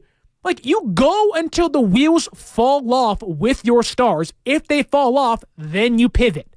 It's the dumbest thing ever to have one of the greatest rosters, offenses in NFL history, and be like, 1 point's fine with me at halftime, not to end the game. If it was 4 minutes to end the game, you want to ice the clock, fine. You get the win, you escape, right? They could have lost this game right then and there. I have no idea how they won this game. I have no clue. But it's a win, right? Like, we're going to go to bed being like, they got the win, but also like, I don't know what I just watched or how it happened, but some way. It was a miracle. I'm going to get home tonight at midnight. I'm going to watch this game back because I have no clue how they won Why this would game. you put yourself through that? The agony. Now I know the result. Still, like, you can just look at it with a more analytical eye now, Sterling, and like, figure out what went wrong. You sucked. Shanahan, you definitely sucked. Purdy, here's my analysis. CMC, you were great. Fred Warner was phenomenal. Everyone but McCaffrey, Kittle, and Fred and Greenlaw. There you go. And include Demo. Yeah, you're right. Include Lenore. Go Ducks. Right? All right, go Ducks. You're right. Let's go back to the phone lines here on Overtime on 95.7 The Game. Mark Randy and Sterling Bennett with you. Up next is Coach. He just left the game. What's up, Coach? What was it like at Levi Stadium tonight? Gentlemen, it was insanity. It was insanity. It got very, very loud. The rain came and went. But you know, I just have several comments, and there were some really good comments by people. But here's sort of my take. I've coached for a lot of years, and I'm a season ticket holder. Go to all these games. A couple things. One, you guys have already beat it to death. Shanahan's play calling was horrific. Give the freaking rock to McCaffrey. He had 17 carries for 98 yards. Aaron Jones had 18 carries for 108. And remember, he broke that big one. They had him under 50, and they couldn't stop McCaffrey. Give McCaffrey the ball, number one. Number two, his clock management, which you talked about, is atrocious. I don't think it's that he doesn't trust Brock. I just think he's inept at it. You know, my wife and I were talking about it, and she said, you can't be great at everything, and he's not good at that. And that is, he needs to hire somebody to do clock management because he's terrible. 3, the refs were awful. The spots were awful. The holding on Bosa, literally their linemen have him in a bear hug. Both arms are around his back. It's crazy, and it's every play. Fourth or fifth, Ambry Thomas is almost unplayable. You got to put Lenore out on the island. He's a dog. Keep Ward on the other island, and I would put Isaiah Oliver in at the slot because Ambry is terrible. He gave them the 2 biggest plays of the game, other than our special teams, which is the other thing we just can't. We had a special teams bust, and we had a blocked field goal. Like this squad, I think the rest versus rust is probably true. There is no way we should have won that game. Guys behind me were taking their shirts off to get on TV, and I had my hands together praying because it was a miracle. That was a miracle win, and I think somebody told me that Shanahan in the fourth from behind was 0-30 until tonight. I think that's what somebody told me. I don't know how we won that game. So, yeah, I'm, 59. Now I'm 79. I lost 20 years of my life. And I will be there next week. But holy crap, that was awful. Yeah. It was awful. Yeah. And it was awesome. Yeah. It was awful, and it was awesome. You said it. You said it perfectly, Coach. I'm with you 100%. I mean, I'm 27. I feel 50 right now. Coach is on top of it. Like everything he said, Yeah. I agree with. Honestly, we could talk about Ambry Thomas. Oh my goodness, dude. His career trajectory has been. We might have something. Okay, 2021 comes in, plays pretty bad at first, and picks it up late. Then NFC title game against the Rams, not pretty. Yeah. Then the next year, 2022, you're like, we have a guy here. Okay. Then he gets benched. They almost cut him. He doesn't play. Steve Wilkes come in, doesn't start, but revitalizes his career, playing really good post-bye week. Season, like the middle, 6 weeks of the season? Yeah. 7 weeks of the season? Playing really good football. And now it's like, there's a reason why Brett was getting snaps on Christmas. Yeah, so first of all, Coach, the stat you heard is correct. Shanahan trailing by 5 or more entering the fourth. Before tonight, 0-30. So now 1-30. But the one play that was the most ridiculous from Jalmador Lenore, and he got penalized for a DPI on the first drive of the game that led to a field goal. But the worst one was the first drive of the third quarter for Green Bay. When the Niners up by just 1, the Niners put the Packers into a rare 3rd and 15. Yeah, 3rd and 15. Not because of what they did, because Aaron Jones just dropped the toss and they lost 11 yards. It's funny, too, because you said 3rd and 15, we got him. And I go, well, we didn't have him 4 years ago in the Super Bowl. And you said, okay, it's a different game. I said, okay, but I said, okay, but the Packers don't have Tyreek Hill. They didn't even need him. Yeah, we had Ambry Thomas. They needed Bo Melton. Bo Melton. This is a Packers wide receiving core of who the hell is that? I like him, though. And Wicks and Reed and Melton and Watson. Those are the guys. Watson and Wicks and Reed are the guys that have kind of introduced themselves to the world. Melton is like outside of that group trying to make his way in. But Bo Melton, just like a simple go route down the left side, 3rd and 15. Niners get a little bit of pressure on Love. He evades, steps up to the left, and just unleashes one. It's a Hail Mary. It's literally the play call. If nothing else is there, throw it up Chuck and punt. It downfield. Just punt the ball away, essentially, right? Maybe it gets picked. It works as the punt. We're going to punt next play anyway. Exactly. That's what it was. And first of all, Melton had kind of a step on Ambry, but it's not like he got beat. And there was safety help behind him. There was safety help, and Ambry Thomas, like a whole second before the ball gets there, which in a DB's like world, Eternity. like that, you cannot touch a guy a second before the ball gets there. It's getting called every time, and he didn't just touch him. He darn near tackled him a minute before the ball got there. Speared him, gave him a gore like Rhino. 41-yard defensive pass interference. It's a conversion on 3rd and 15. Man. Very next play, they run a fake wide receiver screen to the right. Bo Melton kind of fakes like he's going to block for the screen and then just takes off Gibson down the falls field. down. Gibson slips. Slipping was an issue in this game for the Niners defense. Yes, it was. Bo Melton wide open for a 19-yard touchdown. They go 60 yards on 2 plays, a 41-yard DPI on Ambry Thomas on 3rd and 15, and suddenly the Packers have a lead. I don't know how you felt, Sterling. That was kind of the first moment where I felt, oh my God, the Niners might lose this game. And it was because of just bad defensive instincts and simple stuff that you feel like shouldn't be an issue at this stage of the season for this defensive unit. My dad texted me and said, we're giving them 100 yards in penalties. Now, it ended up being only 83. But when you're giving up 41 yards on a 3rd and 15, if they get the first down, while in itself that's not good, you can have 15 yards. Don't take 41. Don't give them 41 yards, almost half of the field. And your defense is reeling like, okay, like, and in my mind, I'm like, okay, if the defense starts to break, they've bent all day. If they start to break and the offense continues to play poorly, this game is over. I looked at you and I said, well, we lost. Well, and then what happened the rest of the game? And you could tell Ambry was scared of getting beat down the field and committing another DPI. He was playing so soft off of every Packers receiver, and he was generally matched up with Jaden Reed. Yeah. And with Christian Watson being injured, he's had a rough season. It was Romeo Doubs, not Jaden Reed. Romeo Doubs. Dobbs has kind of become their de facto number one with Christian Watson's injury, and he's really good. And you would call it out like before the play even happened, as Love is snapping the ball on 3rd and 6, or even on 2nd and 8, like whatever the case was.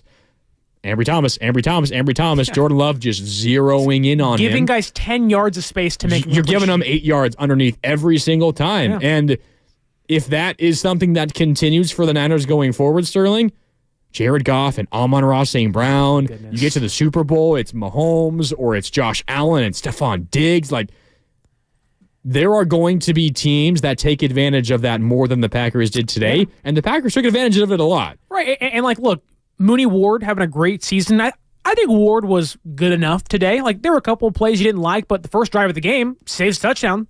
I don't feel like they targeted him that much. No, but like when they did, I didn't think it was bad, but it was really just, hey, they have a glaring hole on the left side of the defense. Don't look anywhere but there. Just throw it up. He will get himself in trouble to a point where, whether it's callers or texters in, I had someone call in during the game to the station say, Shanahan's a bad coach and bench Ambry Thomas. And I was like, have a good day, sir. Hope you enjoyed the rest of the game. But that was the Call feeling. back in, whoever that was. Give us a call right now. Right. And it's like, look, it's like you want to give, like, when you go into the playoffs, when something bad happens, a team can exploit maybe a weakness you're aware of but don't want to admit it, right? Like, Thomas, we know, isn't the best corner. He's gotten in trouble plenty of times. The Ravens game is the biggest example of that, him not playing well. They benched him in that game, right? And so for Thomas, it's like, okay, like, the Packers are exploiting this. They see it's a weakness. You can't panic and bench him. You can't put Oliver out there. You can't put Darrell Luter Jr. in his first action at cornerback in a playoff game. They'll get burnt. And it's like, okay, now you have a week to adjust. What should that move be? Is it Lenore goes back outside? Now, I'm going to assume that depends on the matchup because you can't overlook the Buccaneers, I guess. But if it's the Lions, and it, like you said, is Amon-Ra St. Brown, Donovan Peoples-Jones, it is going to be home cooking on that left side of the Niners defense. Ben Johnson is going to cook that side of the defense. Oh, man, dude. It's scary. And, like, you don't want to look ahead because, by all means, the Bucs and Baker Mayfield beat the Eagles last week.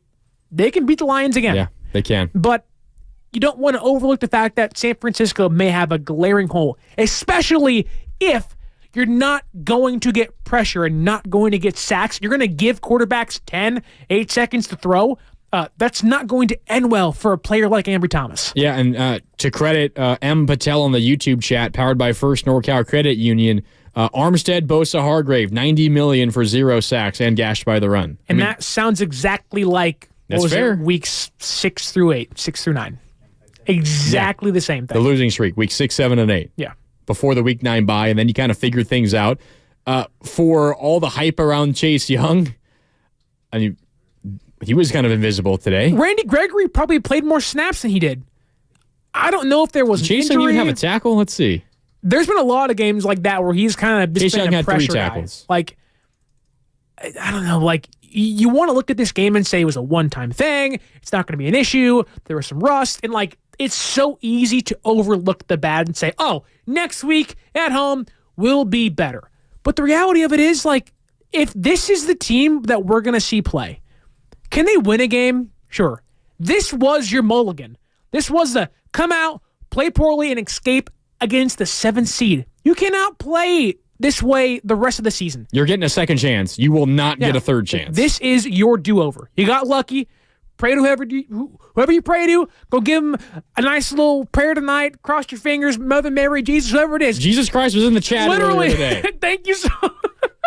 What a great name for it. Also, Mother Nature, I mean, once the Niners scored that touchdown to take the lead, it started pouring. Yeah. When the Packers go back out on offense in a do-or-die moment. The football gods. The Niners got lucky tonight. Hey, man. And you got to get lucky sometimes. The Niners, they did. And as a result, they earn a win over the Packers 24-21, and they're on to the NFC Championship game for the 3rd straight year and for the 4th time in the last 5 years under Kyle Shanahan, John Lynch, and company with the 49ers. All right, time for a break here on Overtime. When we come back, more of your phone calls. Hope, I see you. We're coming to you first, then John and TC. TC was leaving the game. He's coming up soon as well on the other side. Give us a call, 888-957-9570. As Overtime continues, it's Grandy and Sterling with you right here on 95.7 The Game.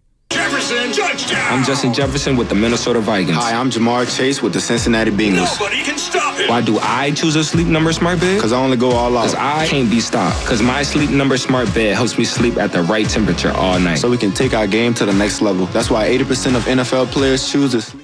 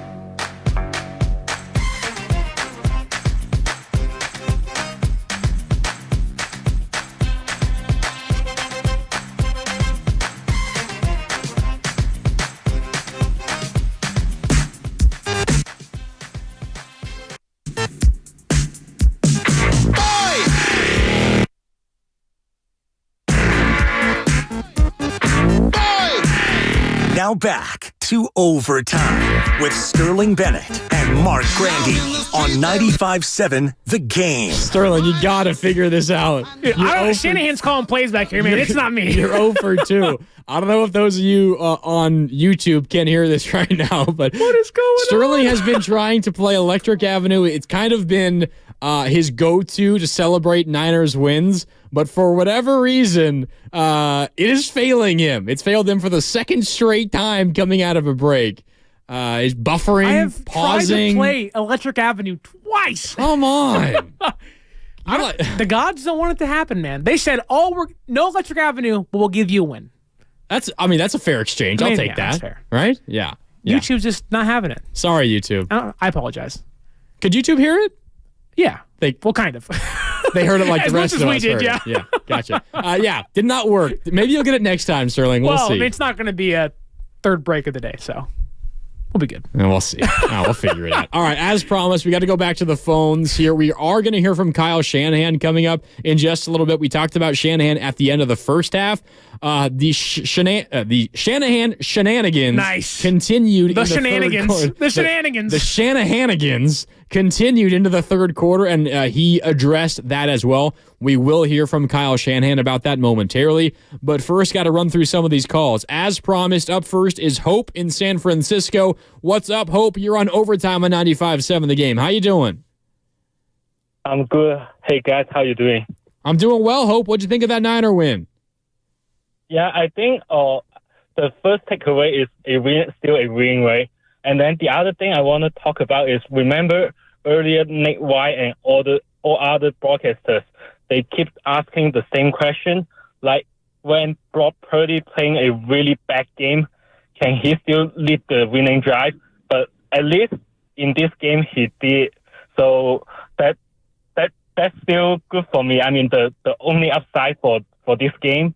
And other than that, I just want to say, if we keep, we can't stop the third and long, it will hurt us in long term. That's my thought. Thank you, guys. Yeah, thanks, Hope. I think you got a lot of good points. It ultimately comes down to your quarterback. If he's in a go down and score or go home moment, regardless of how you got there, if he was playing like an MVP and willing you to come back and win that game, or if he was playing poorly and was struggling, it doesn't matter how you get to that point, Sterling.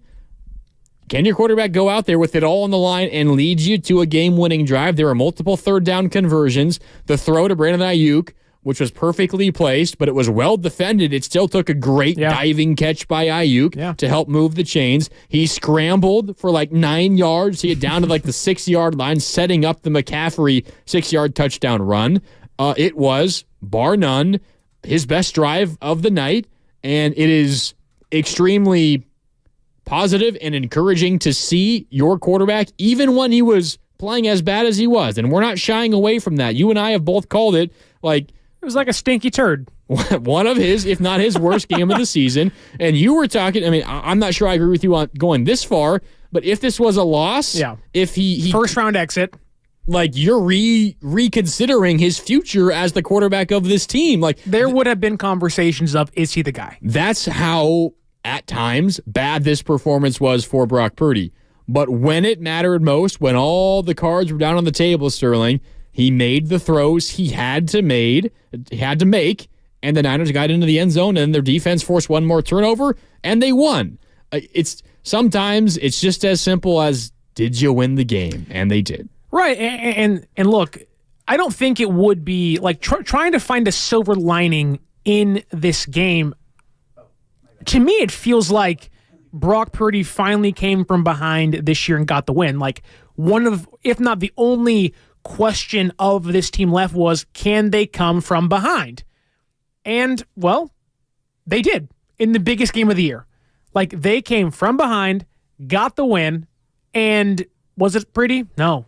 Relatively ugly. Not stinky. pretty. If this was a game, if this was a bathroom, it's one of those stinker one. Like you walk by a clean bathroom, oh, this is a great, perfect one. You walk by one of those public toilets and you're like, I am steering clear of that thing. I never want to set foot in there. Yikes. Like there's no bidet. Everything looks nasty and dirty. Like the public restroom outside of the skate park in my hometown. Yeah, you're like, there's something happening in there. There's raccoons in there somewhere. Like I am not touching that thing. That's what it looked like for a long time. Then you go in there and you go, actually it wasn't that bad. My deed was done. And I'm okay with it, right? Like, you're not happy to be in it, but you go, okay, like, the job was done. Things were finished. Now I'm never going to step back in there again. Right. Next week, the bidet's back. We're having, everything is great.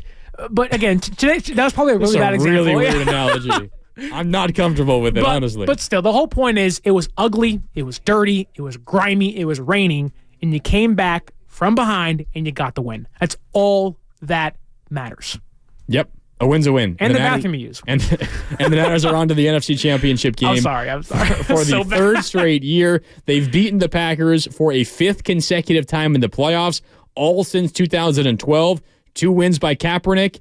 There was the game in San Francisco at Candlestick where Kaepernick ran for like 200 yards. There was that was a great game. The freezing game in Lambeau where Kaepernick, like a madman, came out without any sleeves on. I forget that game. And the Phil Dawson game-winning kick. That's what that game was. Can we just talk about how this Niners team had Phil Dawson, David Akers, and Robbie Gould? Like 40-year-old kickers just getting it done when it matters. Yeah. Yeah, and they all were great in the playoffs. Yeah. All of them. And then, so those 2 Kaepernick wins, you had 2 Garoppolo wins. The NFC Championship game at home where he threw 8 times and Raheem Mostert ran for like 220 and 4 tuds. And then you had the game 2 years ago or the Jordan Willis blocked punt and the Hufanga recovery in the end zone. He was back today on the sideline. Yeah. That was awesome. Shout out Huff. Good to see him back. Yeah. And now you win today. 5 consecutive wins over the Packers in the playoffs, all since 2012. And the Niners, they haunt Packers fans' dreams. It's just what it is at this point. Do you think 5 in a row since 2012? Like, if you go on Twitter or X and you see like Eagles fans and Cowboys fans are like, or we're Packers fans this weekend. Like, why are you Packers fans when they beat you? Like, if you're a Cowboy fan, why would you want the Packers to win this week? I get they're playing San Francisco, but it's like you don't have a dog in the race. If you don't have a dog in the race, you root against your rival. That's the bottom line. Yes, but like, say we lost this game. I'm not like, go Packers. I'm like, no, like. No, say it was opposite. Say it was opposite, and the Niners lost to the Packers in the first round. Packers go on to play the Cowboys. You're rooting for the Packers to beat the Cowboys. I guess in that case, yes. Maybe I'm just dumb, but like, I don't know. Like, I don't like rooting for the team that beat me. Where it's like, there's also part of the team that beat you going on to win it all. Be like, okay, well, at least we lost to the best team. Not in the first round, though. I mean, of course you don't want to. You're like, we stink. You don't want to ever lose, obviously. All right, let's go back to the phone lines. I do got to pay off that Shanahan tease in a moment, but first let's sneak in TC. TC is leaving the game down in Santa Clara. TC, what's up? You're on overtime on 95.7 The Game. How you doing? What's up, boys? Thank you for taking my call. Yes, sir. What was it like down there in Levi's? Let me tell you something. It was raining cats and dogs all day. I'm still shivering in my car right now. I had to pull over away for you guys to take my call. But I know the narrative coming up for this next week is going to be Brock Purdy had a bad game, when really, if you were out there with me, you would have had a bad game too. It could have been the best quarterback who ever lived. But it was just too wet out there. I feel like the weather had something to do with it. Thank God our defense came in clutch for us. But I think Kyle Shanahan should have stuck with the run. I think deferring the ball when we could have had it probably hurt us. But either way, I'm glad I'm having a happy drive home now that we won. Cheers, boys. I'm going to go get warm. Yeah, thanks, TC. Yeah, go get warm and drive home safely. It's wet and nasty out there, so make sure you get home safe. That's an interesting take. I mean, it was wet. It was bad out there. I think maybe mentally in my head, Sterling, I kind of brushed that to the side because for most of this game, I mean, Jordan Love was throwing the ball well, and he's playing in the same weather as Brock Purdy, right? But that's also why I feel like even if this was a loss because of the conditions, because of all of the issues, I don't know. I wouldn't overreact to one bad Brock Purdy game, and maybe, I'm looking at the forecast for next Sunday in Santa Clara, the NFC Championship game, 68 degrees and sunny. Oh, that's a dub, folks. It's over. Maybe we see Purdy throw for 350 and 3 tuds and no touchdowns. If you can avoid the rain from here on out, you're in danger. All you got to do is avoid the rain 8 days from now in Santa Clara, and then you're home free because Super Bowl is in a dome in Vegas. You ever sing that song, Rain, Rain, Go Away, Come on back another day? I want to be singing that 7 days a week until Sunday. But is this as simple as the conditions? The weather making it difficult on Purdy? It certainly played a part in it, and I don't know who the caller was. TC. But earlier in the show, made a comment of when it rains, we see Purdy's physical limitations. And I think it's true. Whether it's against the Ravens, maybe the Browns game, and this game especially, when it rains, although there are other factors at play, Shanahan having maybe a poor play calling day, Debo being hurt, the Packers playing good defense and just kind of showing up to play today, right? All that factors in, but I think it has become a common knowledge that if it rains, Purdy's brain, Purdy's processing isn't enough to maybe push this team over the hump. But today, you get lucky, you get a win. Your defense plays great in the red zone. You get a couple stops, a missed field goal. But I do think there is some truth to the idea that in a rain game, maybe you're betting against Brock Purdy because it has been the case a handful of times this season. Yeah, it has. All right, let's hear from Kyle Shanahan. We talked a little bit about what happened at the end of the first half, which was bad. Shanahan said, no, well, we were still trying to score. I mean, we ran a play. Okay, Kyle. The Packers just defended it well, right? Trying to score. I was trying to score. And then they open up the third quarter after the failed front half of the double dip without Debo Samuel, and they decide out of shotgun to hand the ball off to Jawan Jennings. Good old Benny Jennings. Jawan Jennings. That's a great story. That's a great story. We got to tell that story to the audience because I don't think most people know what it is. Probably not. We'll get to that after I play this piece of sound from Kyle Shanahan. He was asked simply, why would you open the third quarter with a handoff to Jawan Jennings? I'm sure he's had a couple of rushes in his career, but probably end-arounds and the like. Not a handoff when he's lining up in the shotgun alongside his quarterback, Brock Purdy. Kyle, what happened on that play call? Great question. Those are some of the challenges when something goes down and you call a wristband number, and forgot to tell him not to say Hezzy or not to read Hezzy, but sometimes we just Ron Burgundy our wristbands, and then you look up and Juwan's in the backfield and couldn't stop it. Okay, so it was the rain's fault, I swear. All the rain's fault. So obviously what happened was in that play call, it's for Debo Samuel. Yes. Debo Samuel is out. The replacement in that formation or whatever is Jawan Jennings, and I imagine the Hezzy that you tack on at the end is maybe the actual handoff. Like everything else is the formation. Right. It's play action or a read option per se. So you get into that situation, you see Jawan in the backfield, and you're like, screw it, let's do it. Why not? In the biggest game of the year. I think of that, and I go, why isn't McLeod the one doing that play? McLeod took Debo's spot against the Commanders last year, had a huge play in that one. If McLeod's back there, he has some speed on the end around. I would trust that. Jawan, between the tackles, my friend, have at it. What? This just gives a little bit more credence to your point from earlier. Maybe Shanahan's the one that's a little bit rusty. Do you forget that you just had a coach? If Chris Paul asked him, you coaching? He'd be like, I don't think so. I have no answer. No idea. That's the first play out of halftime. And you forget that Debo Samuel is out and that Jawan Jennings is a replacement, and you're going to call the run play to him? How is that happening out of halftime? I'm imagining they're at halftime. All right, boys, we're up 7-6. I know we had a field goal block, but that's okay. We had the lead still. We're going to go out there, run it down their throat. We're going to go out there and score a touchdown. Calls a play. Wait, why is Jawan back there? Whatever. Go ahead. If I was the team and I was Brock, I'd be like, Jawan, why are you back here? How does a head coach of a historical offense, statistics-wise, let that occur? I know you don't want to call a timeout, just audible. And not even that. Brock Purdy had a read option scramble in this game. When has that ever happened all year? The only time I remember Brock Purdy scrambling was when he threw the pick against the Bengals, and he said, yeah, it was a broken play. We're doing read options like Lamar Jackson in a playoff game in which Brock Purdy has never done that all year long. Like, I don't know if Kyle went to Cabo for the week and was like, oh, Green Bay, I got LaFleur's number. Like, oh, this is going to be an easy day. We're going to shred some cheese, put it on some nachos, and have a great game. And then he got here and was like, Juwan can take carries out of the backfield. Why not? Like, you have to come in dialed in every single play. And Shanahan, it felt like there were some plays he just took off. You can't let that happen.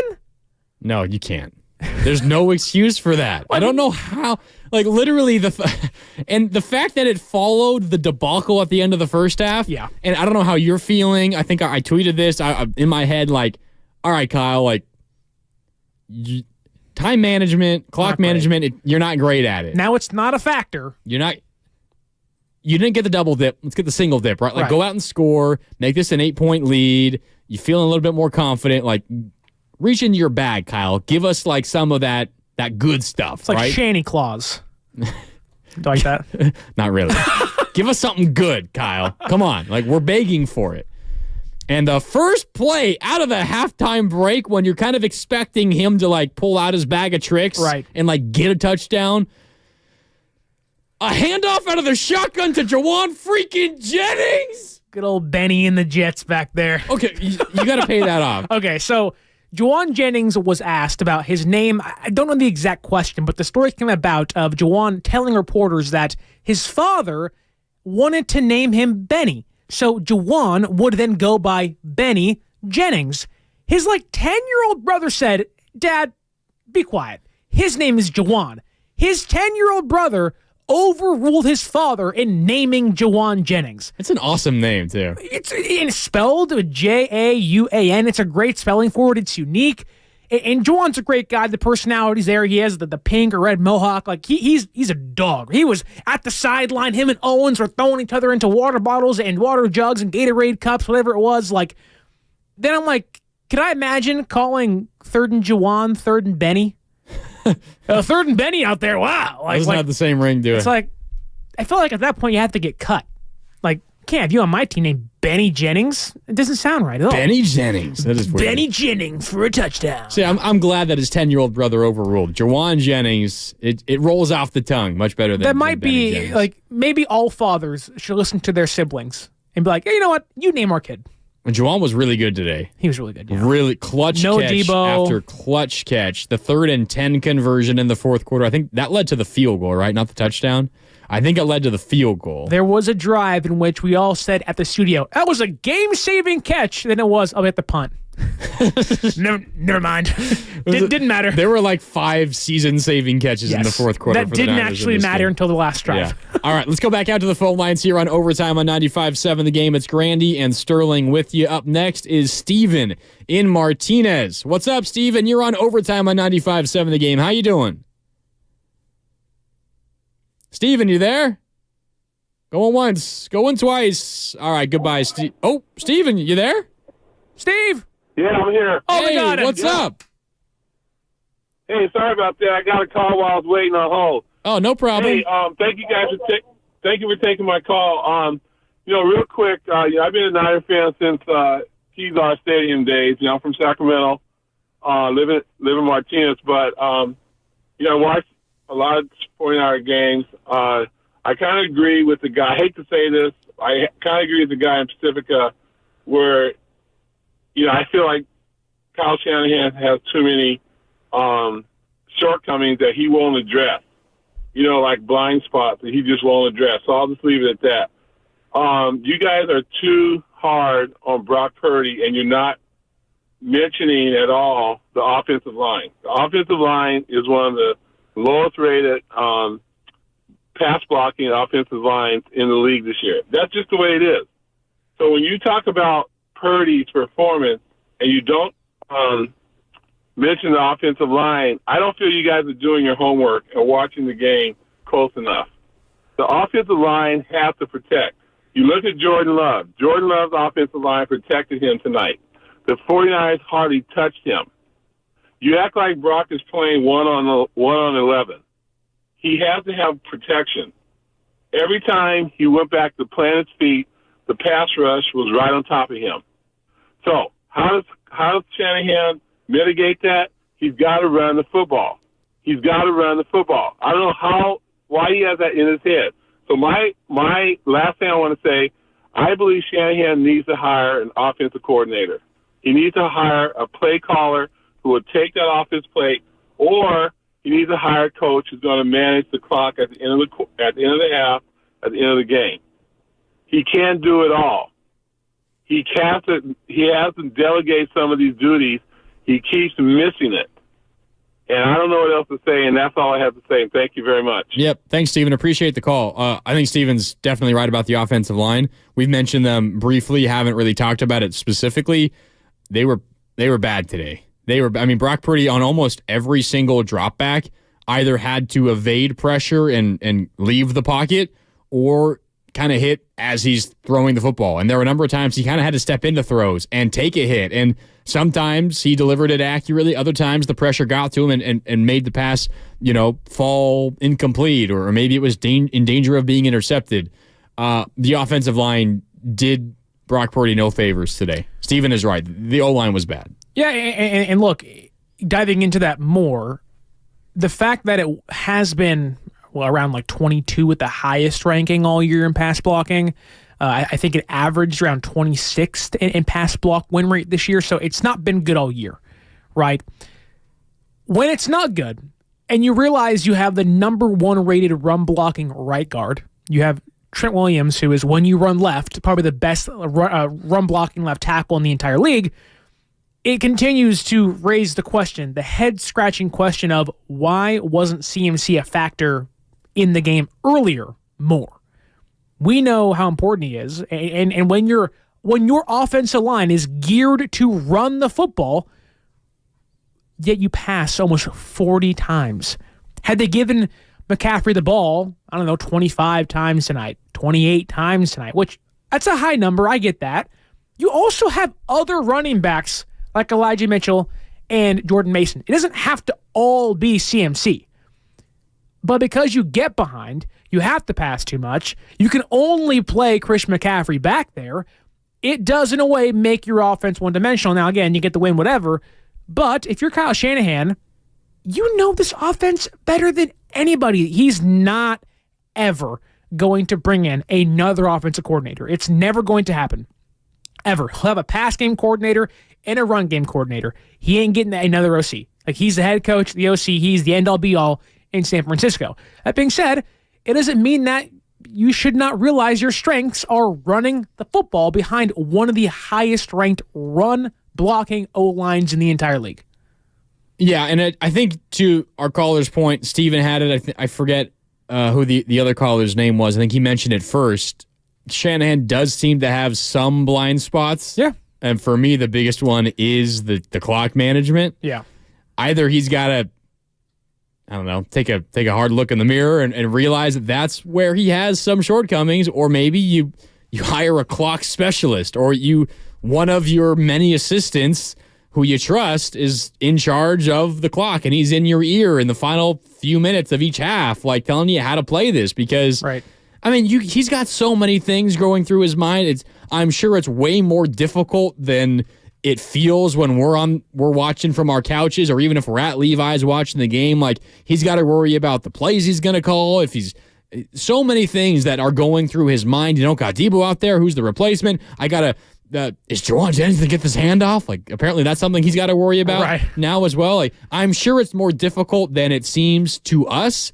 So maybe, he's got to relieve himself of some of those responsibilities, take a little bit off your plate, give to someone else you trust, and maybe that will help, because I have for a long time been frustrated by Kyle Shanahan's lack of aggressiveness in moments like that, in the final 2 minutes of halves, on fourth downs, when it's 4th and 1, 4th and 2, going for it inside the red zone, trying to get touchdowns instead of field goals. Like, there are areas where I feel like Shanahan is leaving some points on the field and leaving opportunities on the field. So maybe there is a case to be made for Kyle Shanahan delegating a few more of those responsibilities. But what do you do? Like, at that point, so... You call a damn timeout, Sterling. Don't let 40 seconds off the clock. I think bringing in someone like McVay has to pull him off the sideline, right? Like, hey, all right, Sean, bring it back, right? Deep breath. Like, that feels like what Kyle needs. But I also know this. Shanahan is the biggest control freak in the entire NFL. Yes. Like, it's part of what makes him so good. Right. And look, like, there are have been so many great play callers, whether it's head coach, where they're a head coach and they called the defense. Bill Belichick called defenses for 20-plus years in New England, and it worked almost. It even worked this year for a large portion of the season. The offense stunk. I get that. He's gone for a reason, right? But, like, plenty of head coaches are defense and OCs as well. It's not like Kyle's going to, change that. And if he has blind, like, I'm just thinking, what is the protocol there? So Kyle has a game clock management guy. Yeah, someone tells him timeout and he says no. No. And then and like, what is same that problem? I don't know. Like, what is that conversation like? Kyle, like, you didn't listen to blah, blah, blah, blah. Like, well, yeah, I'm the head coach. Like, oh, well, I mean, you're right.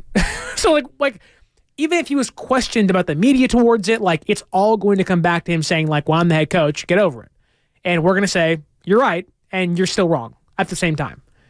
And we're going to be back here in 20 years, like, Kyle's doing his thing again. Like, okay. It feels like a lost cause. The easy solution is, hey, Kyle, you were wrong. Don't make that mistake again. Just go play some Madden, play some 2-minute offense, and see how it goes. Figure it out. Like, yeah, I'm with you. Kyle. There's no easy answer for sure. Back to the phone lines we go on overtime here on 95.7 The Game. It's Grandy and Sterling with you. 888-957-9570. Up next is John in San Francisco. John, what's up? You're on overtime on 95.7 The Game. How you doing? Doing well. Sorry about the voice.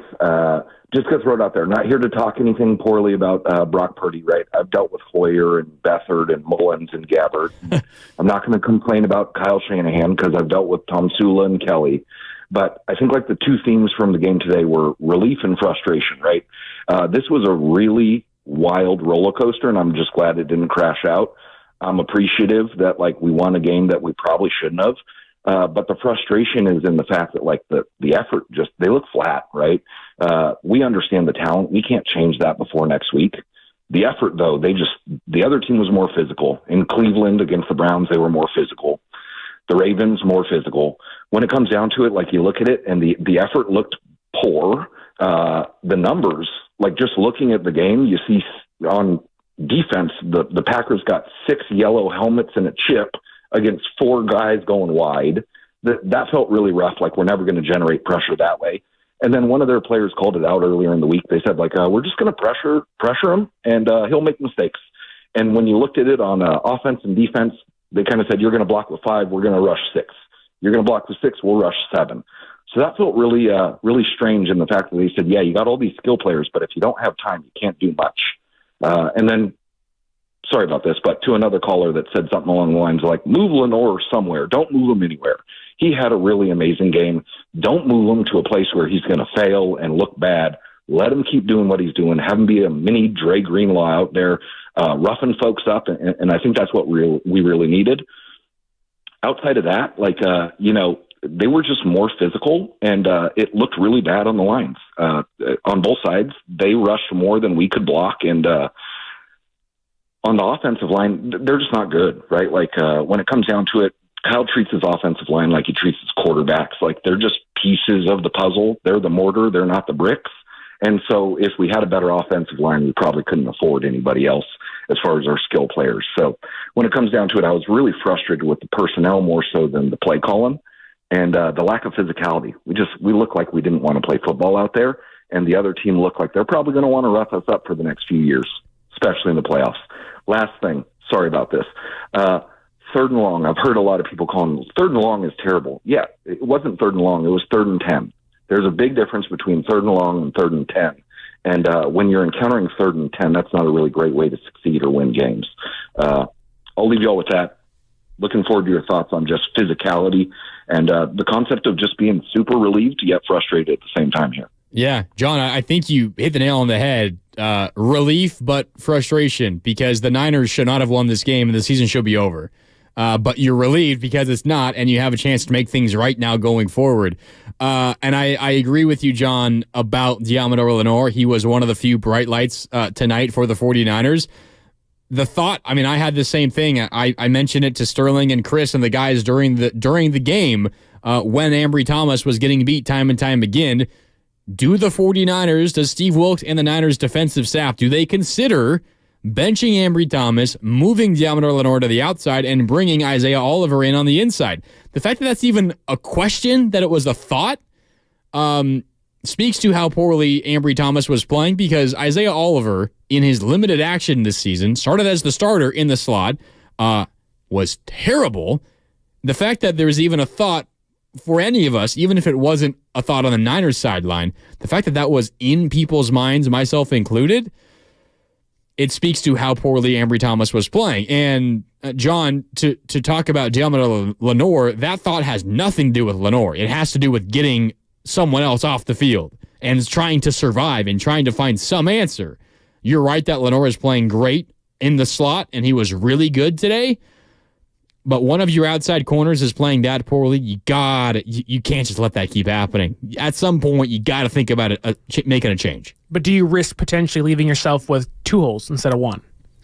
Put Lenore back outside, doesn't play well, move him back inside again. You can make a change, sure. It doesn't work out. How long do you give it? One half? You give it a whole game? I don't know. At that point, it's too late. There is a risk of, we have 1 hole right now.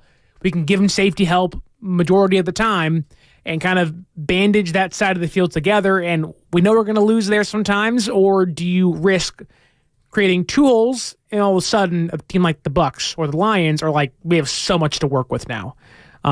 When it comes to being physical, we talked for a long 3 hours on Christmas Day about Niners have a hard time with AFC North physicality. The Bengals, the Browns, the Ravens.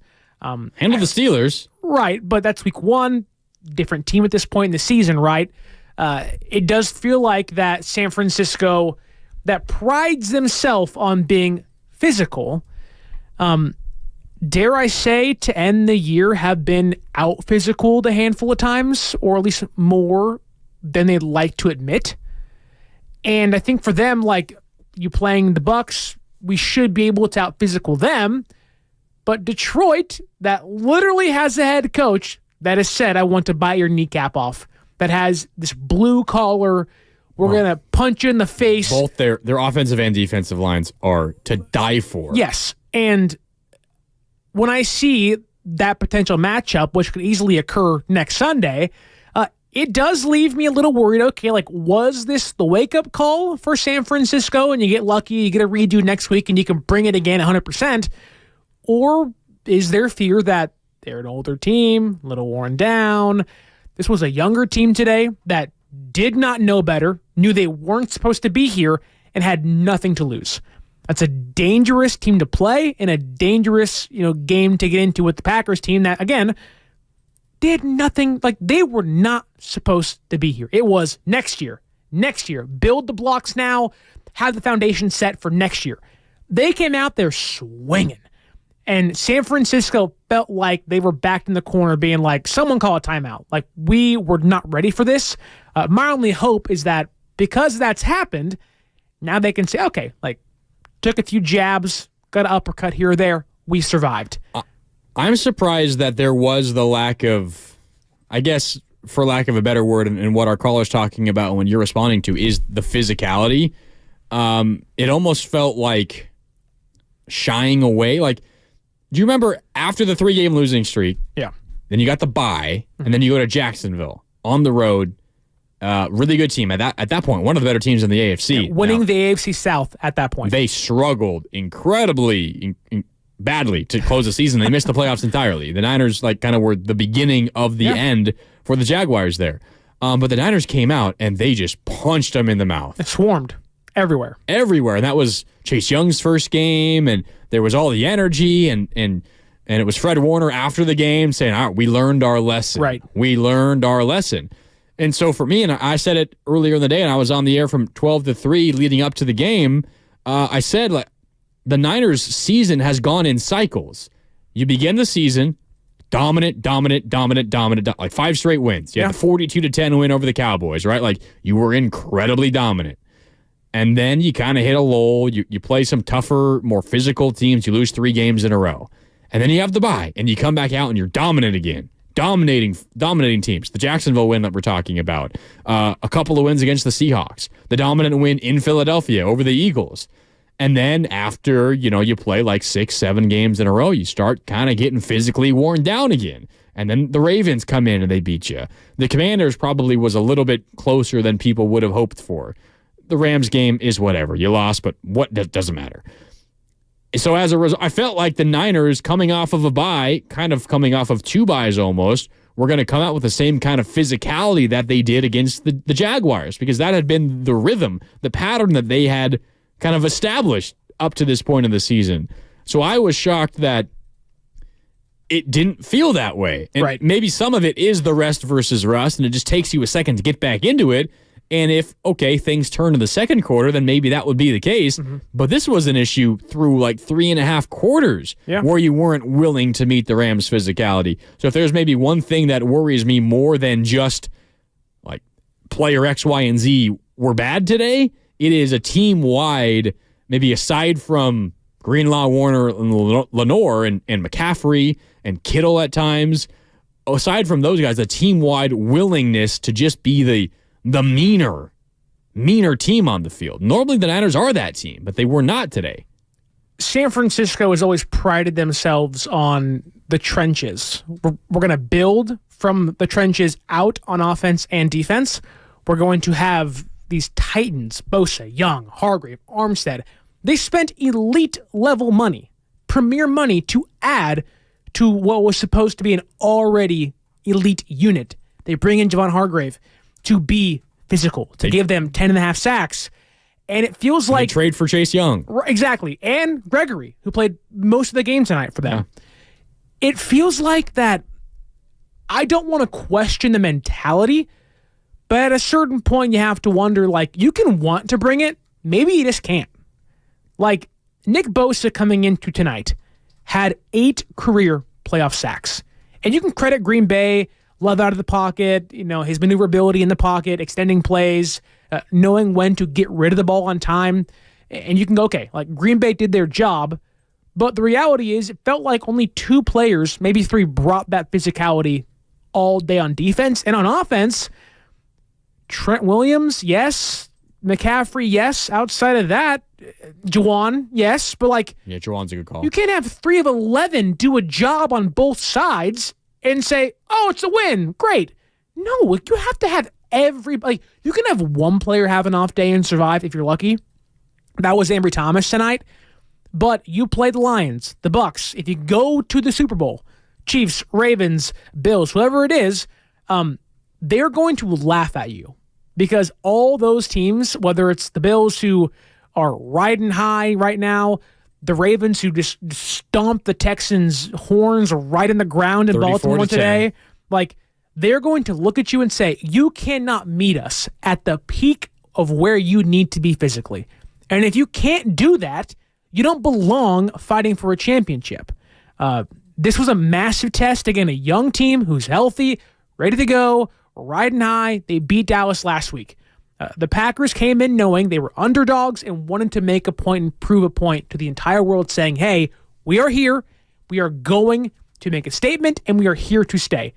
They lost the game. They should have won the game.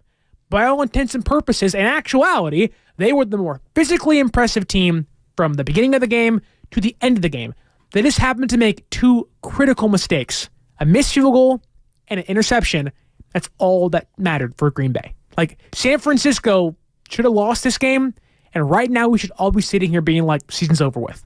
You have to bring it. I don't know if it's because Debo was hurt, and if that's the excuse, Debo gets hurt, well, physicality, gone, out the window. That cannot happen for a team like this. If Debo's the excuse, That's inexcusable. When you have all pros everywhere and you lose one player and all of a sudden it's like, we don't know how to function, that is ridiculous. Yeah, no, and this was a game that you put this performance out there, and like if you're watching the tape back and you don't have the score bug in the top left corner, you don't know what the score is, you have no clue what's going on, you're just watching play by play by play by play. You get to the end of the game and you have no semblance of what the score was. Like, you feel like Green Bay won by like 17 points. Like, yeah. Honestly, if you took away the 2 interceptions and obviously those are big plays, but like this was a play where 90% of the time Green Bay had the positive result on that play, but the other 10% were big swings in the Niners' favor. The 2 interceptions, the fourth and 1 stop the Niners got, maybe shout out to the refs. The Niners might have helped, or the Niners might have been helped there by the refs in a bad spot.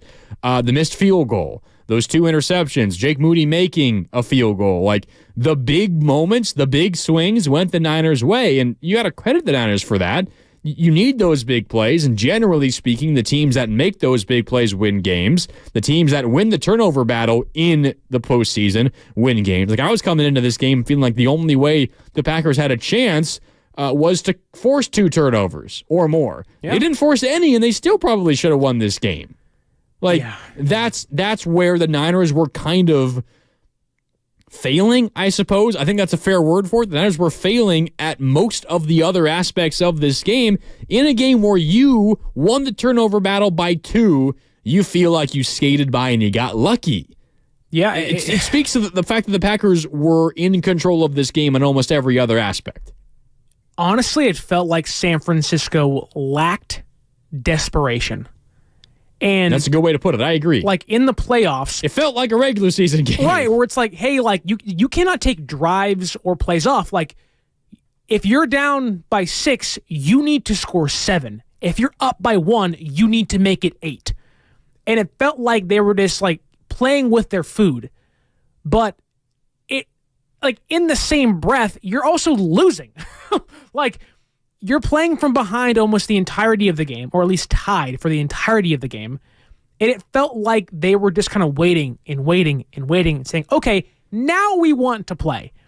And in a playoff game like this, it's like, hey, like, you don't have a guaranteed 12 drives. You don't have a guaranteed 2 drives left with 6 minutes on the clock. You have to score now.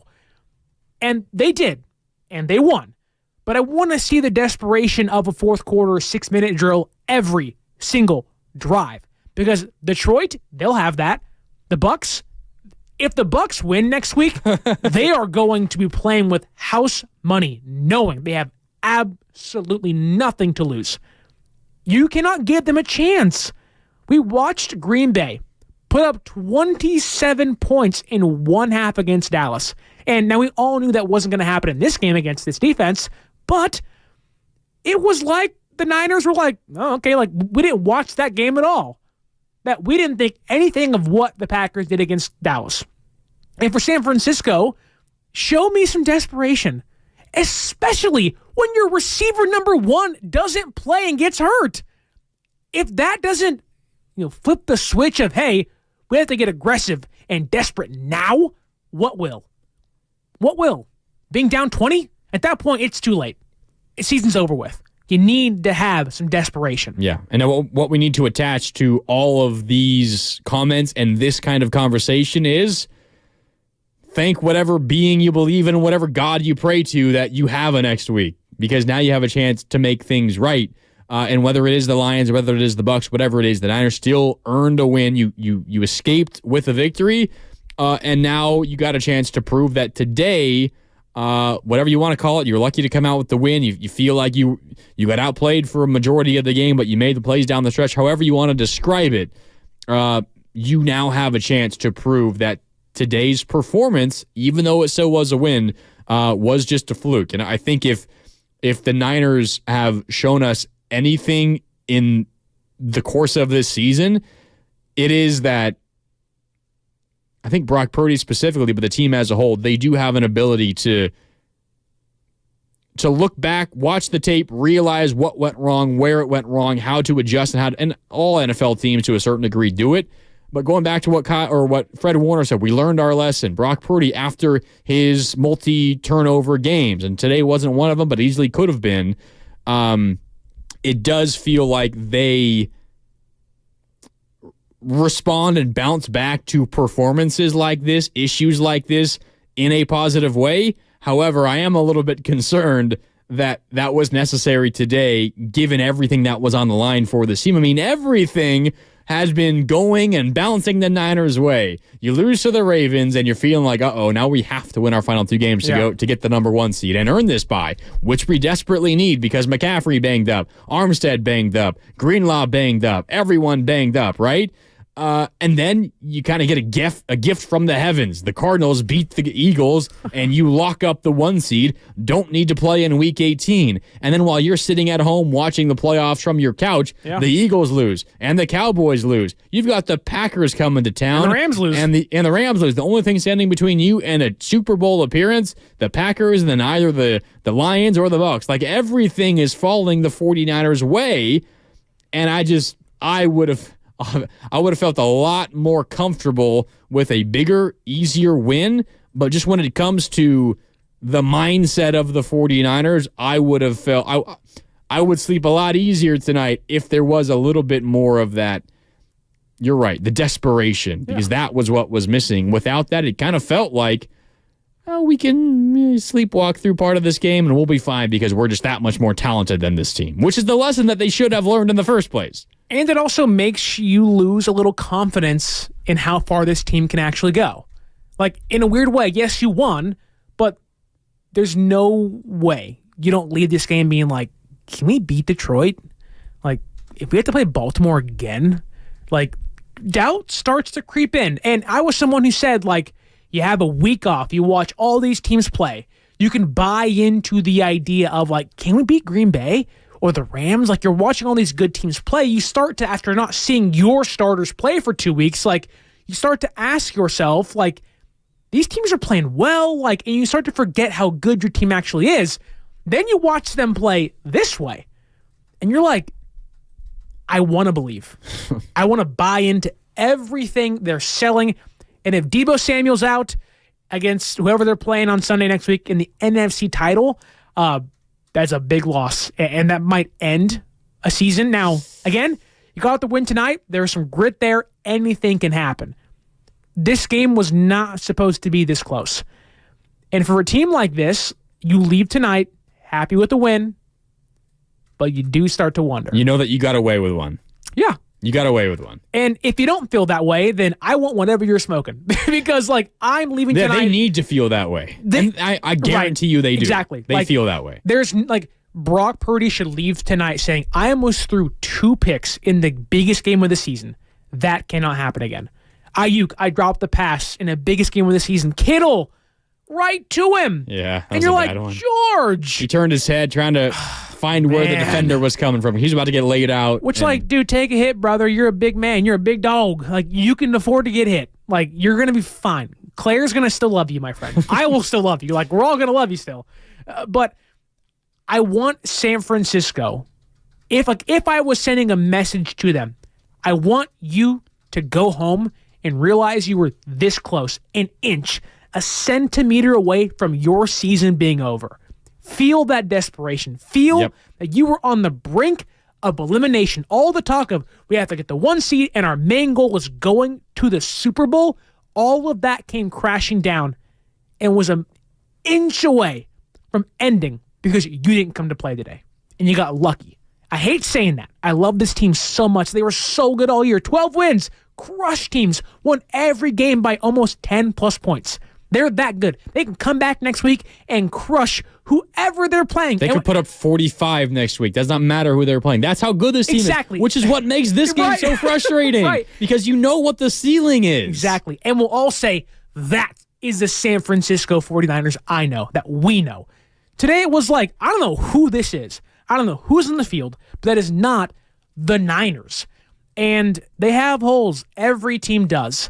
But tonight felt like they were a little more vulnerable than we've seen them all year long. And you escape with the win. You get lucky. You just have to go home and realize that, hey, folks, like, hey, boys, let's make sure that never happens again. I'm sure that's what the conversation was in the locker room. I'm sure that's what Kyle Shanahan said. There are a lot of F-bombs, I'm assuming. Now, maybe some of that was directed at Kyle himself as well. I think Kyle is self-aware enough to go in there and say, hey, none of us were our best, myself included. I'm sure that's how he started his post-game speech or whatever you want to call it before he brought the team in and celebrated the win. I think that there is enough self-awareness there for everyone to realize that basically no one was at their best tonight. And I think you're right. I think that is a way for the 49ers to kind of self-motivate going forward as they prepare for the NFC Championship game. All right, let's go back to the phone lines here on Overtime on 95.7 The Game. Greg has been holding out and holding patiently with us. Greg from San Leandro, you're on Overtime here on 95.7 The Game. Greg, how you doing? Oh, I'm doing good. How you guys doing? Oh, feeling all right. Niners survived. Surviving. And we're trying to deal with our emotions here. What about you? Well, look, a few callers ago, Steven hit the nail squarely on the head about this Swiss cheese offensive line we have. But the crazy thing about what Steven said about the O-line is this is nothing new. This just didn't start up this season. You could go back 4 or 5. When we go into the championship game, we go with Swiss cheese O-line. But however, I want to say that I believe that there is one reason we won the game tonight. One person, one reason. You know who that person is? Who is it? That would be the Green Bay field goal kicker. I think that the offense, the defense, and the special teams should chip in and send the Green Bay field goal kicker a big fat check. Otherwise, we in overtime. And I want to give kudos to the defense because they held them to 2 field goals in the first half. However, defense, you got to get off the field on third down. You got to go. Well, where did the defense rank in the regular season on third down? You got to get off the field on third down, third and long. You got to get off the field. Yeah, Greg, I'm with you, Greg. I mean, the Packers were 7 of 13 on third down. A lot of those conversions happened in the first half. The defense was a little bit better in the second half. The Niners themselves actually were 10 of 16 on third down. A lot of them were third and longs, which is kind of unique for the Niner offense. Felt like every drive had about 3 third downs in it. They don't get in many third and long situations, and when they do, they're bad at it. Both of those were reversed today. They got in a lot of them, and they converted a lot of them. Green Bay was good at their own right. I think they converted 3 third downs on their first drive of the game. One of them might technically not count because it was on the DPI against Ambry Thomas. There was another DPI on Thomas that cost the Niners another third down. It gave the Packers a first down on third down. The O-line struggled, and the defense, it's like the classic bend but don't break. That's what they were. They gave up how many yards? 330 yards. That's not a terrible number. The Niners outgained the Packers by 26 yards. The Packers, though, averaged 5.3 yards per play. The Packers moved the ball. Yeah. The Niners won this game in the red zone on the defensive side of the ball. If I'm any NFC team, the Packers are no longer, Aaron Rodgers isn't there. It's no, Jordan Love's there now. Not to say I'm scared of them going forward, so but calm and poised. LaFleur and, weirdly enough, Joe Barry in that defense, they had things working today. And, I know we talked Niners all week. We'll do it all this week, too, and all night. But the Packers look like a really good, really young team. That if you're a Packer fan, if you're a cheesehead, you should be really proud of your team. I know you lost, but you knocked off the number 2 seed and had the number 1 seeded team on the brink. Yep. This season was not meant to be what it became. But kudos to Green Bay. They were really good. And if I'm the NFC, you have another young up-and-coming, maybe superstar quarterback waiting in the wings if he can finally put it all together next year. It's not fair, man. Favre to Rodgers to Jordan Love. It's not fair. You gotta share. They even had Matt Flynn doing games playing well. Like, my goodness. Green Bay in their quarterbacks. Oh, it's not fair. Bring back Scott Tolzien. Put him out there. Jesus, man. Go give me Brett Hundley. Shout out UCLA. Brett Hundley. Go Bruins. Go Bruins? Yeah. You can't be go Ducks and go Bruins. Deshaun Kaiser. Remember him? Wasn't he a Packer for a little bit? Notre Dame, baby. He was a Packer, right? Browns quarterback. Yeah, he was a Packer. Yeah. All right. Yikes. We got to hit a break. We got one more segment for you. Normally we end at 11, but guess what, faithful? It's the postseason, so we're going to keep this party going. Overtime on Overtime. Yeah, extra time here on Overtime. Extra time. Extra time. That's more of a soccer term. thing? Yeah. Whatever. All right, we got to hit a break. We'll come back. We got a little bit more to get to. We got to hand out our game balls as we always do to close things up. And we want to hear from you guys. Give us a call. 888-957-9570. The Niners survive and advance. Final score 24-21. More overtime on Overtime next on 95.7 The Game. He's the best interview in the Bay Area. I'll take plenty of heat as well. We've lost 5 or 6 games that I think we probably should have won, and I could have made better decisions. And he joins Willard and Dibbs every week during the NBA season. Right? Steve Kerr is brought to you by Xfinity. The Xfinity 10G network is made for streaming live sports, which means it's the network you can rely on in the biggest moments. The Xfinity 10G network, the best way to stream your Warriors. He's the best interview in the Bay Area. I'll take plenty of heat as well. We've lost 5 or 6 games that I think we probably should have won, and I could have made better decisions. And he joins Willard and Dibbs every week during the NBA.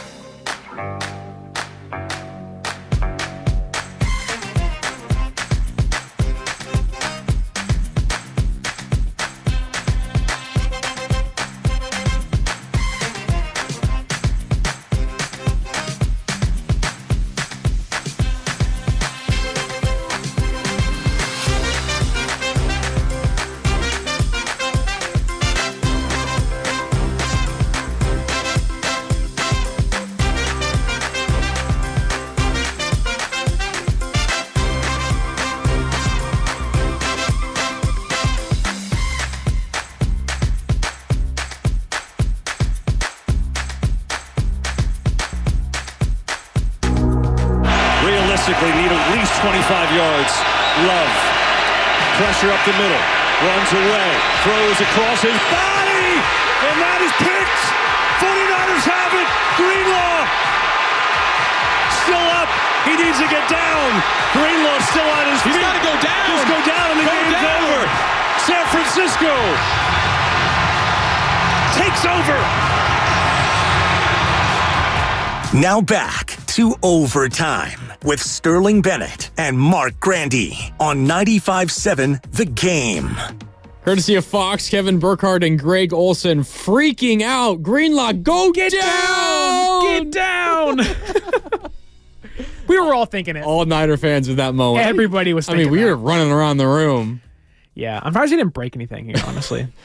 We'll check on everything before we leave. I did kick a wall during the game. I don't know what you were doing. I was there. like doing the karate, like, that was on the Kittle touchdown. You just ran up to the wall and decided to kick it. Well, I was high-fiving, and I was like, you know what? It's not enough. And then you complained about your foot hurting for the rest of the game. It was hurting for a good hour afterwards. Maybe it was the anguish I was in watching the game itself, but the wall kick, never a good choice. Yeah, but the Dre Greenlaw interception, his second of the game, second of the second half, that sealed it. That won the game for the 49ers. The final score, 24-21. Niners over the Packers. The Niners knock off the 7 seed. The 1 seed survives. And the Niners on to the NFC Championship game for the third consecutive season. The fourth in their last 5 years. I think Niner fans kind of have a love-hate relationship with that statistic because it's great being in the NFC Championship game. Like, how many teams can say, I've been to 3 straight conference championship games, 4 in 5 years? Like, that is impressive. But you don't have a Super Bowl to show for it, right? Yeah. Like, it's a love-hate relationship. Like, the success that this franchise has had, there are few NFL teams that consistently win games in the playoffs year in and year out. It's not easy to do. Every time the Niners have been to the playoffs in the Shanahan era, they've won 2 playoff games. That does not happen. It doesn't happen, and the Niners have a chance to do it again next Sunday. If they do that, they'll go on to the Super Bowl. They're second in the Shanahan era. But at some point, you gotta turn it into a Lombardi. If we don't win this year, I might kick every single wall in my entire house. Like, I will admit, when they lost to the Ravens, I cried. I was like that broken up about it. Oh, in the Super Bowl. I thought you meant on Christmas. I was like, wait, this year I was like, I was here with you. I don't remember that. I was wiping my tears with the bread I had back here, the whole loaf of bread. But no, like when they lost to the Ravens, the Crabtree fade in the back of the end zone. No, he doesn't get it. Ravens win. Give the ball to Frank Gore. Dude, give it to him 4 times. We were the Marshawn Lynch, Pete Carroll before it was actually a thing. Like, oh my goodness. But when we lost that game, I cried. And my mother had to console me because I was so upset. I was like, we were right there. Oh my God, it couldn't make it happen. When 2019 happened, it was my first year working here. And I was so angry. I had to come in that night and work the post-game show. But I was like, I don't want to be here. I'm so angry right now. Kyle Shanahan this, Kyle Shanahan that. And I'm watching this team. And if we don't win this year, after all the heartbreak of being so close, I am so tired of hearing the names Joe Montana and Steve Young and going, look how great they were. Look how many Super Bowls they won. Cool. I want one of those. I got to watch my Giants win 3 World Series in 5 years. And I am like about to blow a gasket if this team doesn't win. They are too good to not win. They have not won a Super Bowl in our lifetime, Sterling. You're in my lifetime. Like that. I mean, we're kind of aging ourselves. Yeah, but still. 27 years old, both of us, right? Yeah, exactly. Like, this is one of the most historic franchises in the NFL, and they have not won a Super Bowl in approaching 3 decades. Yeah. And they've been close, at least right there. So twice. many times. And could have gone to a handful of more Super Bowls. Like, it's time. It is time. I feel like I'm the Chicago Cubs fan that watched my team lose for 106 straight years. And I was like, oh my God. Like, Chris Bryant throws from third base to first base. Oh, they win the World Series. And I'm like, wow, I want to feel that for the San Francisco 49ers. Like, I feel like I'd been through a lifetime of losing with this team, and I'm only 27. Like, my heart has been broken over and over and over again, and all that to say, had we lost tonight, like we're celebrating, having a good time. Like if that all came crumbling down tonight, there would have been the mics would have been all red, just yelling the whole night. Like, you gotta be kidding me! You gotta just going off. So I could not contain sitting in the studio saying, "Are we going to lose to the number 7 seeded Green Bay Packers in the first round of the playoffs?" And you have to give them credit. Green Bay played a good game. And San Francisco just honestly said, we're better than you barely tonight. And if that's what it takes, if I have to be angry and kick walls to win a Super Bowl, I will kick every wall in the United States of America. Yeah, you don't want to be a wall around Sterling. No, I'm angry. It's a bad day to be a wall. I'm the Kool-Aid man for walls. It's, oh, yeah, boom, right into the wall. I want a Super Bowl that bad. I am tired of hearing stories of winning. I want to win. Yep. I want to win. Which is what made tonight so scary. And let's hear a little bit from Kyle Shanahan about the struggles early, because you want to find a reason for it. You want to figure out why it was this stop and go, ugly offense and no rhythm, defense allowing chunks to Aaron Jones every time he touched the ball. Like, what was the issue? Because this felt like kind of a tailor-made Niners path to victory, going to the Super Bowl. Like, this felt like, and I know there's a reason why you play the football games. You don't determine a winner on paper, but this felt like a game that the Niners should be able to handle. So, Kyle Shanahan, what happened in this game? How do you explain the issues early on? Here's the head coach. I mean, I think what you just said there, I think was almost the story of kind of our whole team. I think there was times that we were all off at times. And what was cool, I thought everyone who had a few plays that stuck out that, either ended a drive or was why I didn't get a first down. The same thing on defense, even on special teams. But everyone who did do that stuff made a huge play at the end in all three phases to get us back into it. And Brock, he made some big plays in this game, missed a couple, but leading us down on that last drive and getting the win, that's all you can ask for. One more from Kyle Shanahan, asked more about that part at the end, the fighting back and making the plays when it mattered most, speaking to his team's character.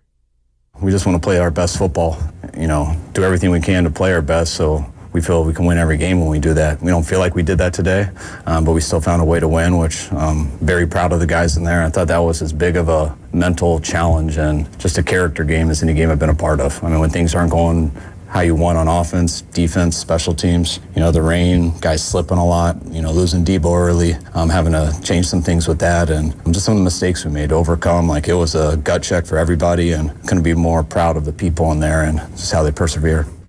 I think that's a good point by Shanahan. This was a gut check game, and it kind of shows the team's character. It's what we were talking about earlier. Are you able to just find a way to win when you're not at your best? And the Niners in the playoffs hadn't done that up until tonight. Like, they haven't, at least in the Shanahan era.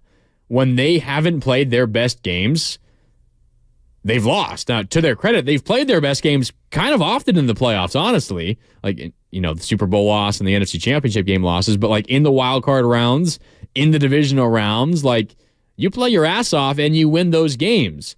So this is kind of a new kind of win for the Niners in the playoffs. They haven't really had one of these before. I guess maybe you could point to 2 years ago in Lambeau against the Packers, where that was kind of a slugfest, but the Packers were the 1 seed, right? Like, they were the best team left. They were the Niners in this equation tonight. Like, that's different. You win in Dallas the week before that game in Green Bay.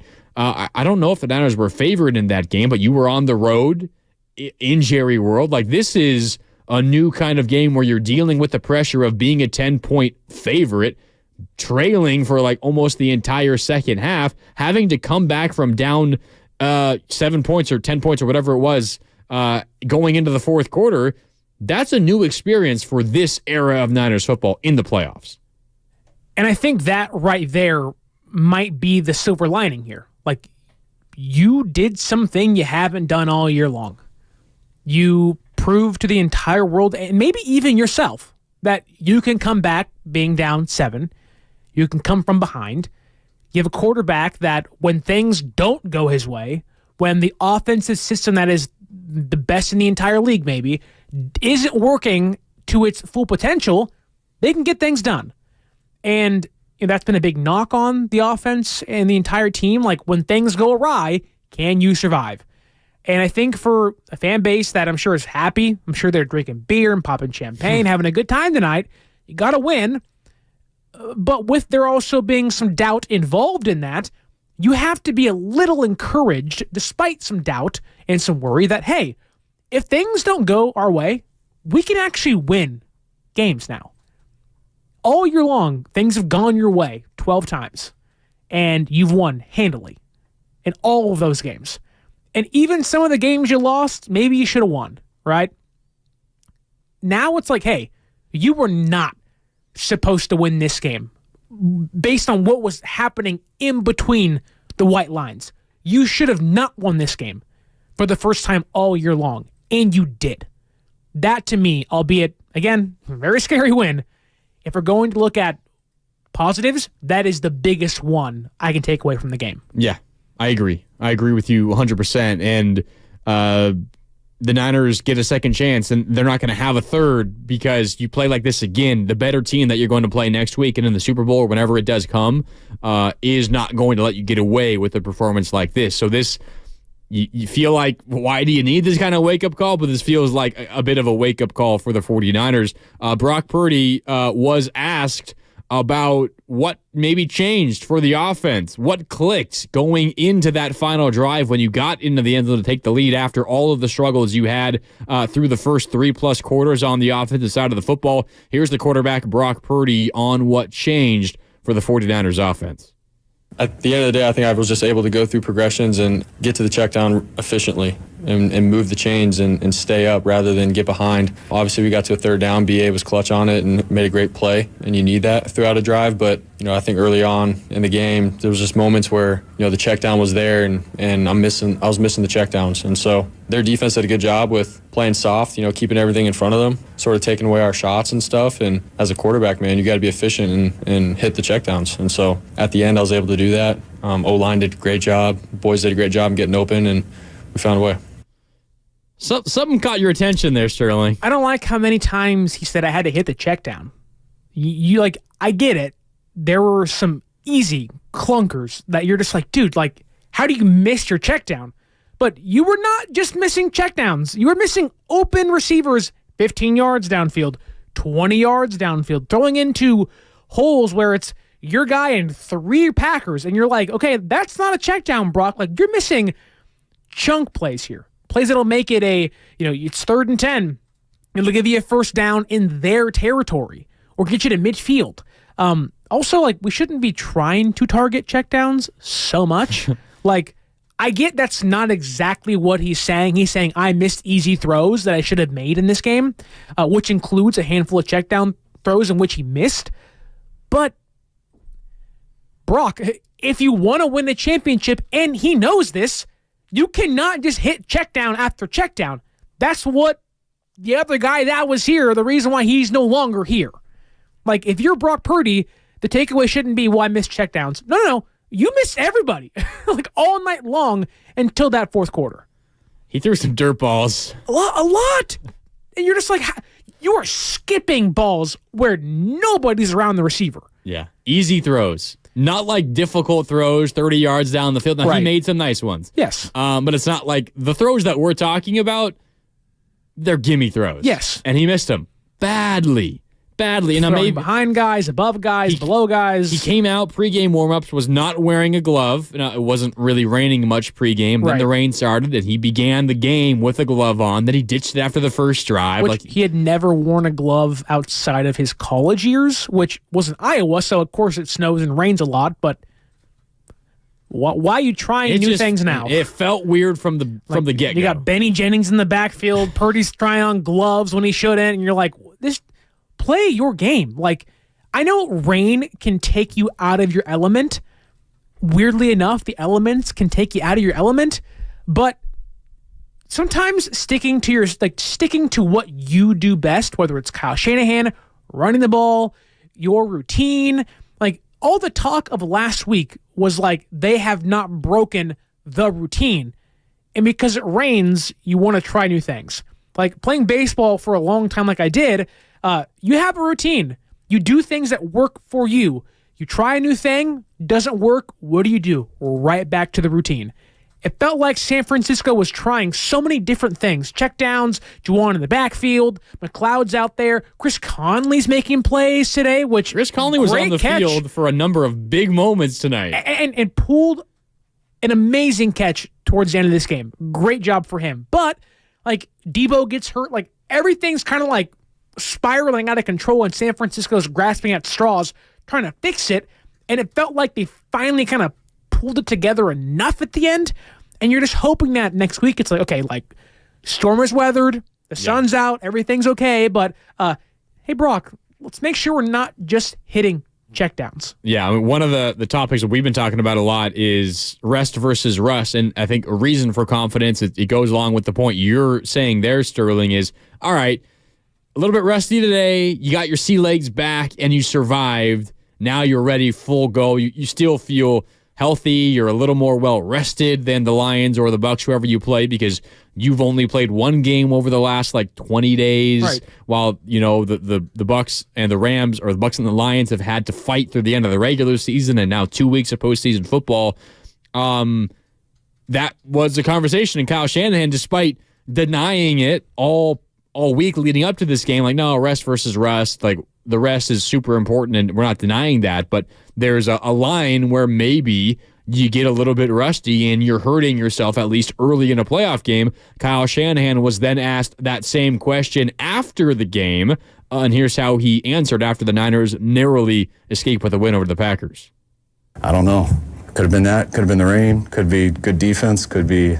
But, I mean, those are just stuff that you got to talk about. I thought we handled that as good as we could. I mean, we had a hard practice that week. We played guys as much as we could. I know we sat Brock, but there's not much I would have done differently. So, Kyle, do you think it had an impact? I don't know. Could have been a bunch of things. How about you just didn't play well? Say that. Like, yeah, there was some rust. Despite the maybe rust, we didn't play well. In fact, we played a losing brand of football for 3 quarters. Say that. Like, it's okay to admit you didn't play well for 3.5 quarters, and you figured it out. Cool. Like, just say you didn't play well. That's fine. Yeah. We know it. No one watched the game. Very obvious. Like, wow, the Niners look pretty good tonight. Everyone was like, oh my God, do you see how bad they look? This is team's the one seed? Like, man. Like, just say you're bad, Kyle. It's fine. Like, it's okay. They did have to adjust to losing Deebo Samuel, and that obviously proved to be an issue just because you're losing one of your best weapons. It also proved to be an issue because now you have Juwan Jennings taking handoffs in the backfield. Benny and the Jets. But Kyle Shanahan was asked about having to adjust for Deebo Samuel missing most of this football game tonight. It changes a lot of stuff. I mean, especially when you have wristbands and things like that, and you just got to switch some guys around, which is always a challenge for those guys. It happened during the Cleveland game, and we didn't handle it that well. I thought we handled it better today than we did then, but it is a huge challenge. I mean, Debo's obviously one of our better players, but he also is a unique guy that goes to some certain spots, so you got to be adjusting that all game. And the update post-game from Kyle Shanahan about Deebo Samuel is no update. Yeah.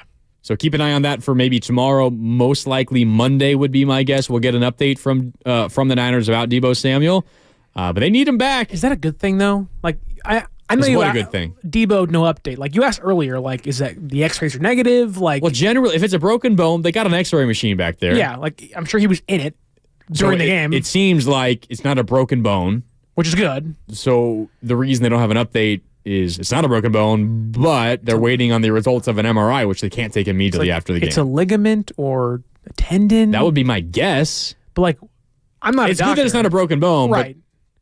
But, I mean, it's like a pinch. There are major injuries that do not involve broken bones, right? And you hope Deebo can play. Like, it would be horribly ironic if we all talked, oh, we're healthy, we have a bye week, we start his own play week 18, and the first 10 plays of the game, Deebo gets hurt and can't play. Like, that would be horribly ironic. Where you're just like, Jesus, like, can we catch a break? But please. What good was the bye week? Right, like you didn't even need it. Like, just go ahead and play the game. But I don't know. Like, if Deebo can't, like, there was a genuine fear if Deebo Samuel can't play, that San Francisco may have no juice. I'm not talking use check. I'm talking legit energy. And, like, that's no excuse, in my opinion. But if Debo can't play, and you're telling me it's Ayuk who was non-existent for almost 4 quarters in this game, almost the whole game. Big catch in the fourth, though. Right. Like Couple of big ones. When it mattered, he was there, like State Farm, right? 3 catches, 32 yards. I think 2 of them were on those 2 scoring drives at the end. Yeah, and look, Ayuk, all-pro, second team for a reason, right? This team's leading target getter, I believe, and leading yard getter, I believe. Yep. Like, he, by all intents and purposes, is a number 1 receiver, but in every game Debo's not been there, Ayuk has also not been there. I don't want to go into the NFC Championship game with maybe a non-existent Brandon Ayuk, Juwan Jennings, and Ray McLeod, and maybe Ronnie Bell and Chris Conley. Like, that is horrifying to think of. Yeah, it's not good. Purdy on that catch by Ayuk on that final drive that helped them move the chains on third down. Yeah, I saw it was man. I saw that, the middle of the field was open, and that's where he was going. He did a great job of getting inside leverage and making his break. Obviously, it was tight coverage, and, for me, it was like, all right, just try to put it out in front of him and have it just be him be able to get it, and he did. He did a great job of getting underneath it and not let the ball hit the ground. So, BA's a baller, man. I'm proud of him. Yeah, great play. He stepped up, kind of like Purdy. He stepped up when the moment was at its biggest, and the Niners don't win this game without that catch by Brandon Ayuk and without Brock Purdy going, what was it, 6 for 7? On the final drive? 6 for 7, 47 yards, 2 carries, and 11 yards on the ground. Pretty good. Pretty good final drive for Brock Purdy after it. Pretty good. Pretty good. Hey. After it was pretty ugly through the first 3 plays. I mean, I got to do that, right?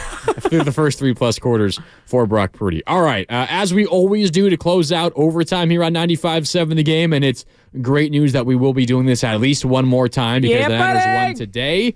We got to hand out game balls. There's a number of people to choose from in this one, Sterling. I'll allow you to go first. Who is your first game ball going to tonight in this 24-21 Niners win? I will take the easy way out, and I'll pick the man that had the game-sealing interception, had 2 picks on the night. Dre Greenlaw, 8 tackles, 1 tackle for loss, 2 pass deflections, and again, those 2 interceptions, one to get San Francisco the ball back, the other one to seal the game and get the win and cap off a ugly victory at Levi Stadium tonight.